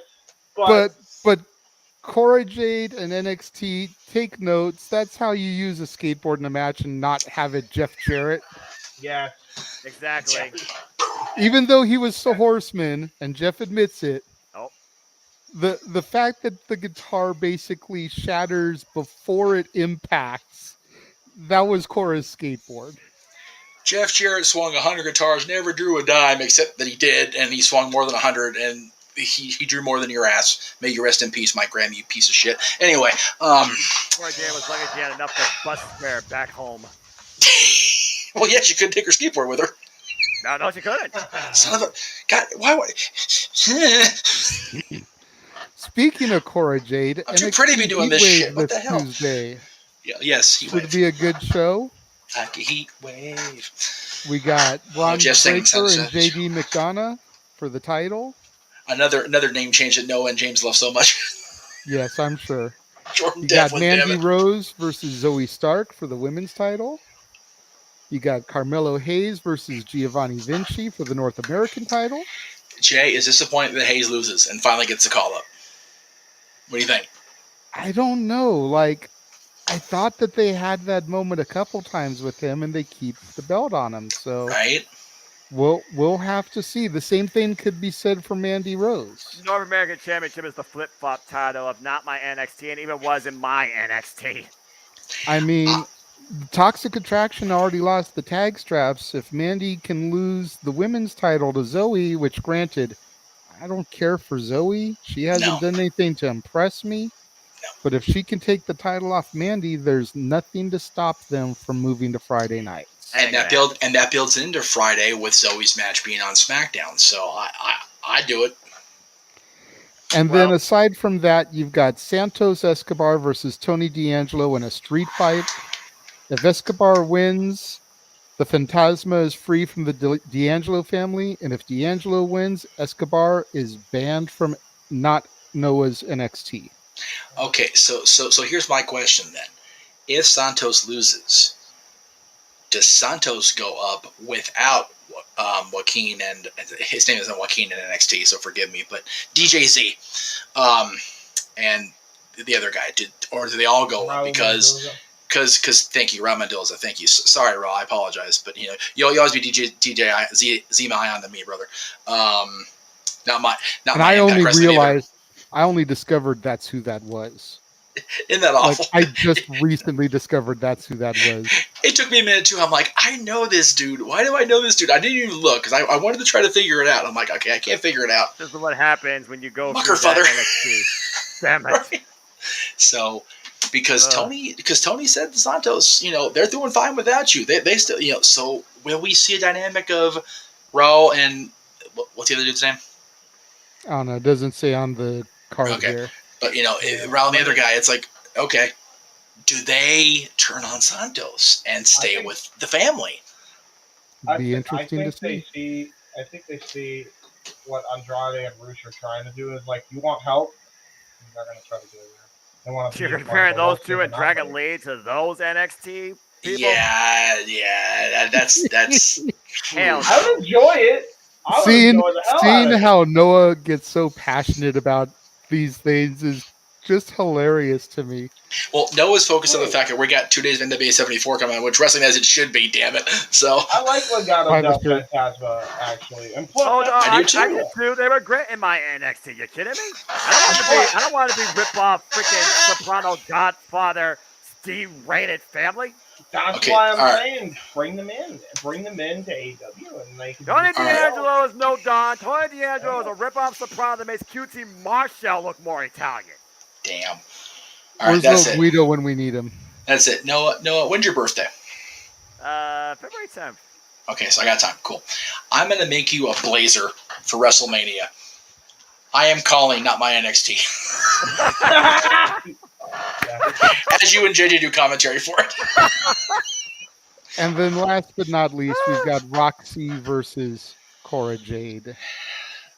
This one I'm actually intrigued by because I want to see where this goes, because Noah and I and James all loved Roxy in Ring of Honor. Do I think she should have remained with Ring of Honor? It really depends how this week and beyond goes. If she either wins this match decisively or has a really good showing and then gets sent toward the NXT Women's Championship picture, then she made the right move. If she gets lost in the 2.0 shuffle, I'm pissed as a Roxy fan that Roxanne is not going any farther. And Jeff, I will drink with you on that if that happens. God help my blood pressure with the rant that could come if they fuck up Roxanne Perez. That's another one.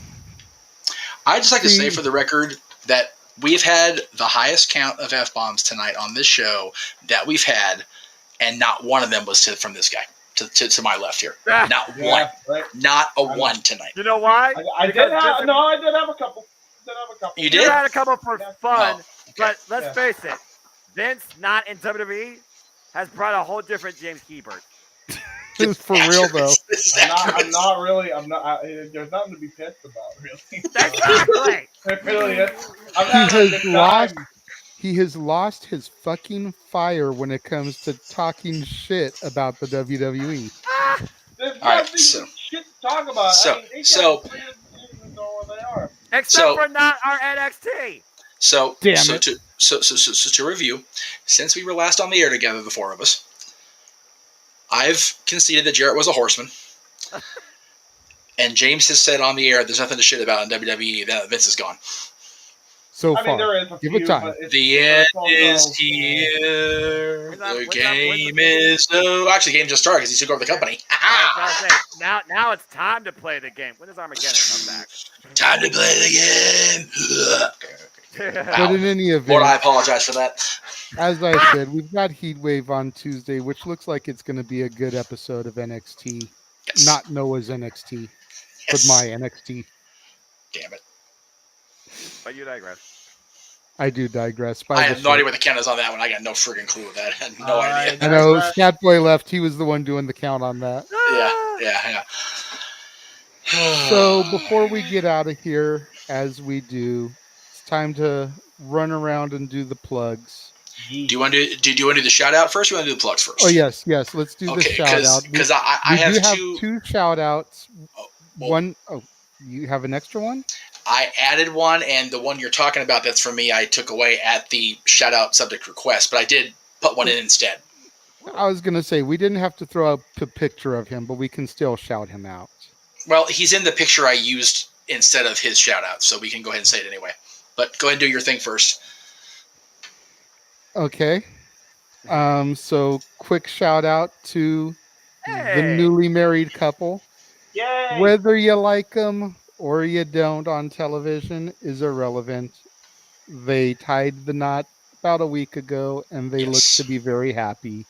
All So the best to them. congratulations to them from As the is- Jeff Meacham multiverse of media. As is Nikki Cross in the background. She looks more happy than either of them. Right? Yeah, that's Surprise, to be Nikki. fair, that's probably the most happy Nikki Cross has been for a long time. Accurate. This Okay. is accurate. Before the shout out that JJ does know about, I do want to. I was going to say this on the Greg Cherry show, but the Greg Cherry show end of show always gets sideways for me because I never get my shit in, pal. The Oilers organization actually lost a dear fan, the number one fan, Ben Stelter last week. He's been he's one of those kids that just grew up having a hard time, and he didn't make it. So, and this is him with Connor McDavid, who of course is the Oilers, top guy right now. So Ben, rest in power, buddy. Play La Bamba, baby. There you go. I just wanted to get that out there before I get too wishy-washy there. As far as the shout out we had planned for the dude in the next room, he did start high school this week, so I want to give a shout out to my boy Dylan. He's a freshman in high school, which officially means I hate that this logo is green because it feeds through the damn thing. It pisses me off. But he's wearing that green and gold. I wanted to mention that to you. I don't know if you knew this, but very, very prominent throughout a good 80% of Nope. Keke Palmer is wearing a Canyon Cowboys jersey. No shit. Yeah. They filmed the movie in Agua Dulce, which is right there on the border of right there Santa by us. Clarita. Yeah. That's so hysterical. She's wearing a Canyon Cowboys the entire time. Like, I had to look it up to make sure, because I saw the C, I saw Canyon, I saw Cowboys. I'm like, okay, where's Agua Dulce, first of all? Found out it is right there. It's like the next exit up, man. So that has to be Jeff's school. So yeah. Seriously. If no other reason for you to go see that movie now, just to see her character, which is one of the main leads, good rocking that jersey for like a good, like I said, 70-80% of the movie. Yeah, you literally get on the freeway here by the house. The next exit of 14 is the one at Agua Dulce. That doesn't surprise me. It's pretty much where Vasquez Rocks area is, for lack of a closer landmark. But anyway, yeah, he started high school, but he's in the picture I am going to use because it's somebody's birthday today that is near and dear, at least to JJ and I. No one, James, not going to know who the hell she is because they've never been to a Kings game or never been anywhere near a hockey game. But our buddy RC has another birthday today, so happy birthday, RC. I actually spoke to her earlier on text, and we miss you, girl. And just show how long we've seen her. This is the last pictures either of us have with her, so this is at least 8 or 9 years old, these pictures. So she's been out of LA for a minute, but we love you, girl. We miss you. We hope you had a great day. It's actually already tomorrow where you are. So we hope you had a wonderful rest of your birthday. So, all right. James is plugged here. Oh, yes, plugged. Go for it. Well, James, you want to go or Noah? Actually, Noah, by the way, Noah, you mentioned about the podcast stuff you watch. It's because you're on all of them. That's what takes you long to watch them, because you're on half the damn ones you do anyway. For real. I don't actually watch back my stuff because I'm not one to A, look back at my own conversation, and B, if there's nothing I really need to take away from it as far as predictions go, then why watch it? I've already done the thing live. I had my fun time. Ask JJ. I enjoy rewatching my stuff because, one, it helps my viewership hours go up, which I'm at like 1850 and I need to get to 4,000 to get monetized. Right. So that helps. But then I like to go back and like relive some of the stuff that Jeff and I have done on Dads. You know, some of our top 10s and whatever are just kind of cool to go back, and I like to see how it came off on camera after filming it live, you know. Jeff hates watching them with me because he comes off like such an arrogant prick half the time, and he hates to have to see himself be a royal dick. I just never like watching myself, period. Even when I was being a nice guy, I just don't like watching myself. I never have. It's been like, I can't watch my Rocky Horror stuff back. I'm like, no. Every time me and him have watched something the last couple times we've been around each other, he's like, man, I come off as such a dick. How do you even deal with me? Right. Like, I've been dealing with you for years, Meacham. Can you imagine doing a best of for open mic night? Good Lord. Oh, my God. Don't give ideas. We will come up with something come his anniversary in January. That would be if somebody wants a super chat, I will do it. Other than that, no. That's Mikey talking about his problems on the first episode's got to be up there. That was so hilarious. Along with my comment from tonight about only 2 people allowed to be jaded. Oh, man. But anyway, that pain in my ass is still hurting from that bus hitting both of us. Good Lord. I got one at the end of this. Part of my plug because there's a story. All right, brother, go for it. All right, so right now on Wrestling Fortune 44 Incorporated, Owen Finch's channel, there is a retro review rounding out our 3-part series of every SummerSlam over the last 30 years prior to Wow. SummerSlam 2022. So we did 1992, 2002, and 2012. Ah. JJ Williams was on this episode, so go check that out. Hey. Cassidy A-Team Studios in full force on Wrestling Fortune 44 Incorporated. All right. Everything else, that's pretty much the only recent thing I have to plug, at least for right now. More should be announced probably this weekend. If I not, see the the weekend microphone. after. We're live, pal. We are live right now, but this is my channel. This is where you can find me. It's youtube.com. I don't know why it doesn't say here, but it's youtube.com/user/JHEBERTSIDE95, the main hub of For the Win Productions.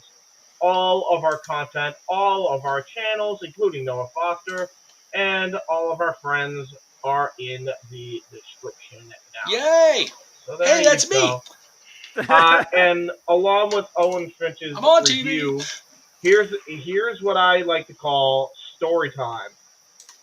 Because Owen, the man who runs Wrestling Fortune 44, has a story that he told me while we were on the air that I thought was so hilarious that I needed to read it on the air. Asked his permission, he said go for it. Oh, Lord. This is his first experience with a strip club. Oh my God. Owen Finch is a strip club, so here it is. Wow. Experience my first strip club. Never again. It was bad. It was the first thing he wrote. I replied, Jesus. So let me guess. Spent no money and everyone looked I assume. He said, "You nailed it," and they were all bitches. Yeah, so they weren't. That's nice, a bummer, apparently. man. That's a bummer. Yeah. And he said, "Yeah, that's strip clubs sometimes. Also, it's not like you'd ever envision or see in movies." And he said, "Yeah, everyone hypes them up, but that was not the case." He said. I said, "They are apparently very few strip clubs that have a great customer service rep. LOL." And he said, "Well, I'm not going to them. I need like 8 years to recover after that." And I said, Damn. so you're CM punking it with strip clubs?" And he said, "Sure." Jesus. That's the whole conversation. Yeah, I've not been inside a strip club. God, it's been shit. No, it was after that. No, it was Lee and Jamie's bachelor party, joint bachelorette party. So that was 14 years ago. Jesus. Was it good? Was it not that great? The story. Hey, it was a joint bachelorette party with nothing but female strippers. You tell me how good it was. Anyway, Sure. Never have. Never will be. Says the guy who said he wouldn't drink on the air, and he poured himself a shot anyway. So Of Mountain Dew. Again, Sure. My sister bought this from Florida. Well, there you go. There you go. All right. Sorry, I had to read that on the air. So, are there any Impact or anything specials, Noah, this week that you're going to be on the air covering? Or yeah. Oh, yeah. How was Emergence last night? Emergence was wonderful. Alex Shelley was definitely worth the wait for his first ever Impact World Championship match, and whether or not he has another one, he definitely left a lasting impression with the main event showdown he had with Josh Alexander.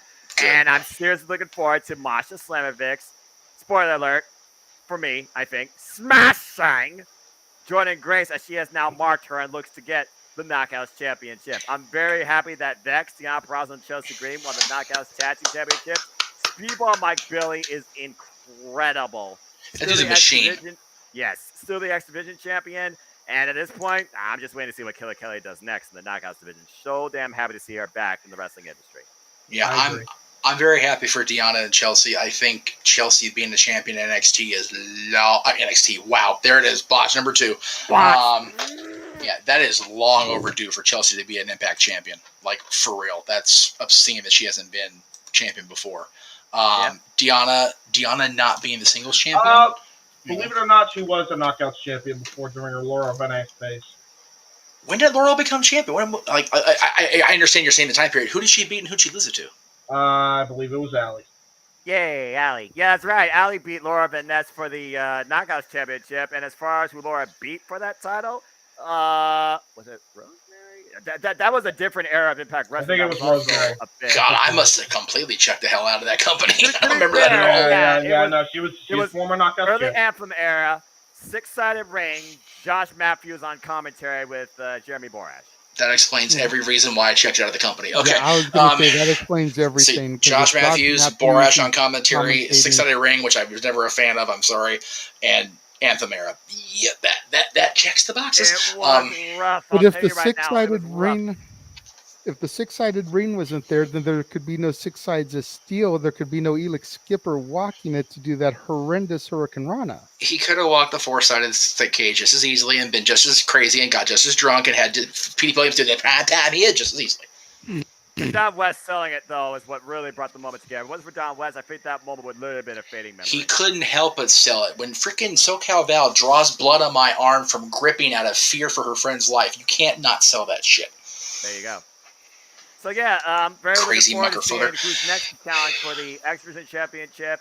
I'm super curious what Vex does now with the Knockouts Yeah. Championships. Do it beyond Impact Wrestling. That's all I got to say. Dude, And how about the Vex, and then if they regain an NW74, the Vex versus the Hex? you literally read my mind, Jeff. I was thinking about that. And Chelsea Green's already been, and Chelsea and Deanna have both already been involved in NWA. It makes perfect sense. Again, synergy and long-term storytelling, which we love on this channel. So now we've booked for Impact also. You can send your payments to Jeff. Send your money to me, Jeff Meacham. Not tomorrow. Book it. Work with the NWA Women's Division. It's the best thing the NWA has going.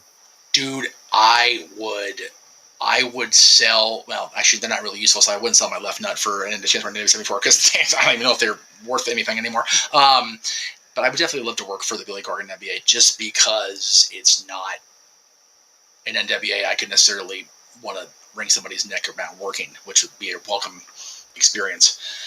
Exactly. Anyway. All right, so no, anything going on? I mean, of course, everybody here is going to be on NoDQ Review 200 at some point during the course of the 2 hours I'm sure we're going to be on, at least. Yeah, I'm so going to do give or everything in take. my power. You're including me in that? Nah, no way. Dude, let me work on Davey Boy here for the next few days. Okay. Okay. Sure. And we're live. I did it on the air. I don't care. Fire me. I'm already fired. Woo! Whoa! Fire me! I'm already fired. Yeah. Also was a horseman. Anyway. But you know. Anyway. Chief Red all Don right. Callis said the same thing. Real people don't quit, they get fired. Don Callis. Don Callis would know all about that. Oh, yeah. He's Yes. gotten fired more times than freaking Owen's been at strip clubs. I don't know. All right. Oh, wait, no, that's the opposite way. Never mind. Oh, God. Botch! The big bot. That's a big botch, yeah. Jesus. Okay. All right. JJ, you want to plug next? You want me to plug next? You go ahead and plug, and then I'll do it, and then we'll have Noah bring us home. All Because right. he's got Sounds the great go-home quote. As he do. All right. So the next time you're going to see little old me on the screen is Monday, of course, Ask the Dads. It's our second of 3 Ask the Dads this month because we're alternating. By the way, JJ, the way the calendar worked out, we're going to have a back-to-back of all Ask the Dads here sometime before I think in either October or December. I'll have to go back and look again. Anyway, that's Monday. Tuesday, of course, the flagship baby, if you will. And you can't see the logos because the microphone's in the way because I botched that shizit. Anyway, that's Talk Wrestling, of course. Greg Cherry Show on Wednesdays. As we do, I'll be simulcasting NoDQ Review 200 as we all should, damn it. Because we're all going to be up in that shit. Thursday night, however, is going to be fun. I just realized I can really screw this up. Because I'm going to be here and I'm getting paid to be here. Oh, crap. I just thought about that. Okay. I need to talk to Aaron tomorrow. But anyway, Paradise Kitty Come will on be live at from the... location. I'm going to have to. I don't have a choice. Because I'm getting paid to be here. The girls are back in town.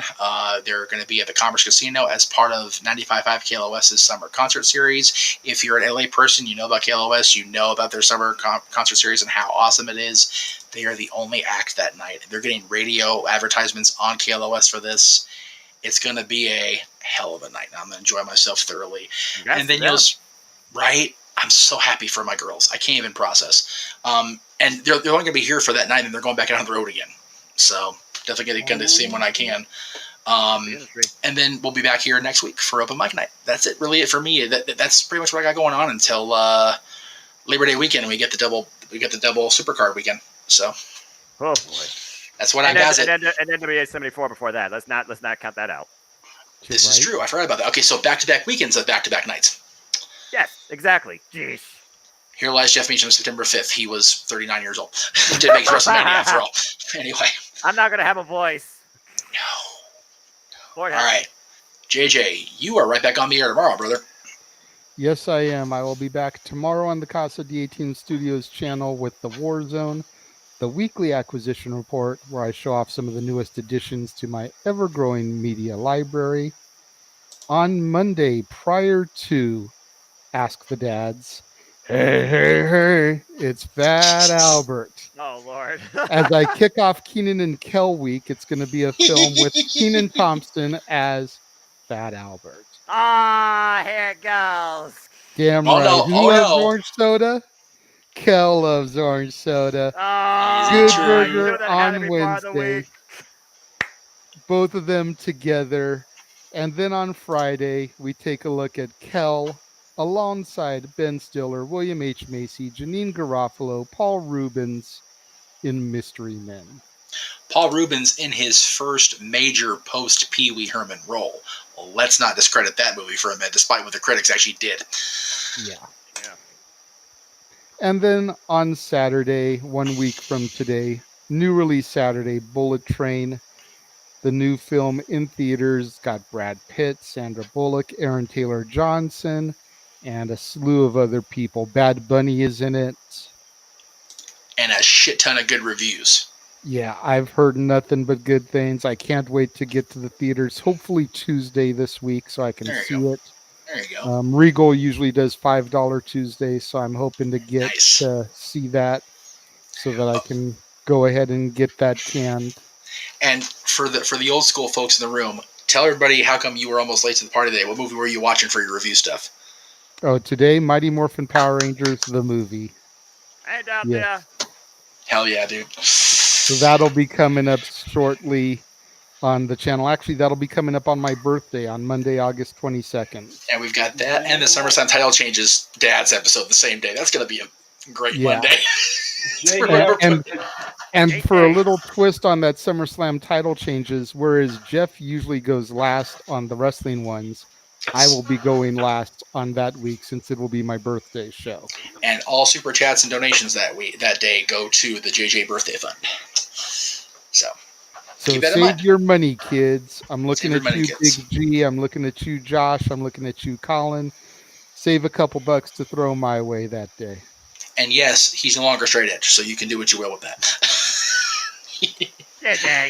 And if you missed it today, go back and check out my review of Nope. As I mentioned, I need to see that shit now. Yeah, as I mentioned, very near and dear to Jeff's heart now that he knows that one of the main leads is rocking a Canyon Cowboys jersey for most of the show. Yeah, by the way, you can't see because it's a green screen, but our colors have been green and gold since we came around in 1968 when the Packers were still the team. So there you go. Good stuff. So yeah, lots of good stuff on my channel. Noah, bring us home. What have you got going on this quickly week? before I break the studio? You know me. I keep it short, sweet, and simple. Always a pleasure, gentlemen. But folks, you want to know more about me? Know this. I am just a simple man and a lifelong fan. Surprise nobody, including James, has turned me into a Mr. Crocker Fairly Odd Parent skit whenever I do this. But anyway, James don't get any ideas. But anyway, folks, I am just a fan of professional wrestling. Damn it! Wait, the idea's already planted in my head. Professional wrestling, damn it! Damn it, James! You freaking idiots! But I digress. Buy the shirt. Buy the shirt. The Jeff Meacham multiverse media and beyond. Anyway, that'll be the new shirt, by the way. Marvel Multiverse of Madness. I'm just gonna call it right there. There's your Marvel quote. Anyway, Find me on Instagram, Twitter, and YouTube at Foster1916 for all things wrestling. Shout out, of course, to the ATW family on Twitter. We'll be back soon with another ATW View impromptu ahead of AEW All Out. Preview discussing that card in full, along with this last month of professional wrestling. God help us. This might be the longest podcast to date. I think we're approaching our 30th episode since we started this thing. Stay tuned for more Sibling Predicting panels on my Sibling YouTube channel. Coming up will be AEW All Out and, of course, Clash the Castle. Me and Casey will also be coming together at some point this week to bring you our simple take and our finals preview of G1 Climax 32, where they definitely went over the max with this freaking 4-block madness that might literally end up with, God help us, extra matches in one of these blocks too. But also stay tuned for me, continue bringing you all elite coverage on the Daily Slam for AEW Dynamite and AEW Rampage. I will actually be attending AEW Dynamite live on August the 24th in Cleveland, Ohio, where I will be seeing Will Ospreay and Ozzy Open taking on Death Triangle in trios action. I cannot freaking wait. Ospreay That's my live. lady's birthday. Dude, Ospreay live where he doesn't have a freaking load of alcohol in front of him. I am jealous of you on levels. Oh, don't worry. You'll see me on TV because I actually have a seat literally one side of the ramp. Take a sign that says open mic night on the Jeff Meacham Network. Jeff Meacham Network. Will Ospreay, open mic night this weekend. You gotta make signs, bro. You gotta make signs. Guys, I am just a simple fan. I've never made signs or promoted anything going to a show. I just be me. Somebody get to Ohio, help this boy. Please. I'll make you the sign. I walk alone. I just do me. I'll make you the sign. Josh, make a sign for Noah. That's right. Hell, he's gonna help him out in my house. We want Ospreay and open mic night. We want that to be a thing because we know, well, at least the people on the cruise know. It hasn't gone. Well, it goes on the cruise, stays on the cruise, unless it goes on YouTube. Will Ospreay and Jeff Meacham on the same stream needs to be a thing. I do agree about that, but I don't think I have the power to do that. But I have the power, Foster. Use the force, Noah. Look, if Will Ospreay's at one of the freaking meet and greets, I will definitely try. Hey, bot. I will definitely try and mention your name and see what happens. But that's basically everything that's coming up for me, too. I definitely will be part of the Noti Q review episode 202 at some point, so stay tuned for more on that. But as always, let me conclude because for once, to open my night, this is a simple professional wrestling week, too. Thank God. There are no winners, no losers, no bears. They're just fans with opinions for this passion we all share. At the end of the day, folks, support one another, respect each other, protect your mentality, too.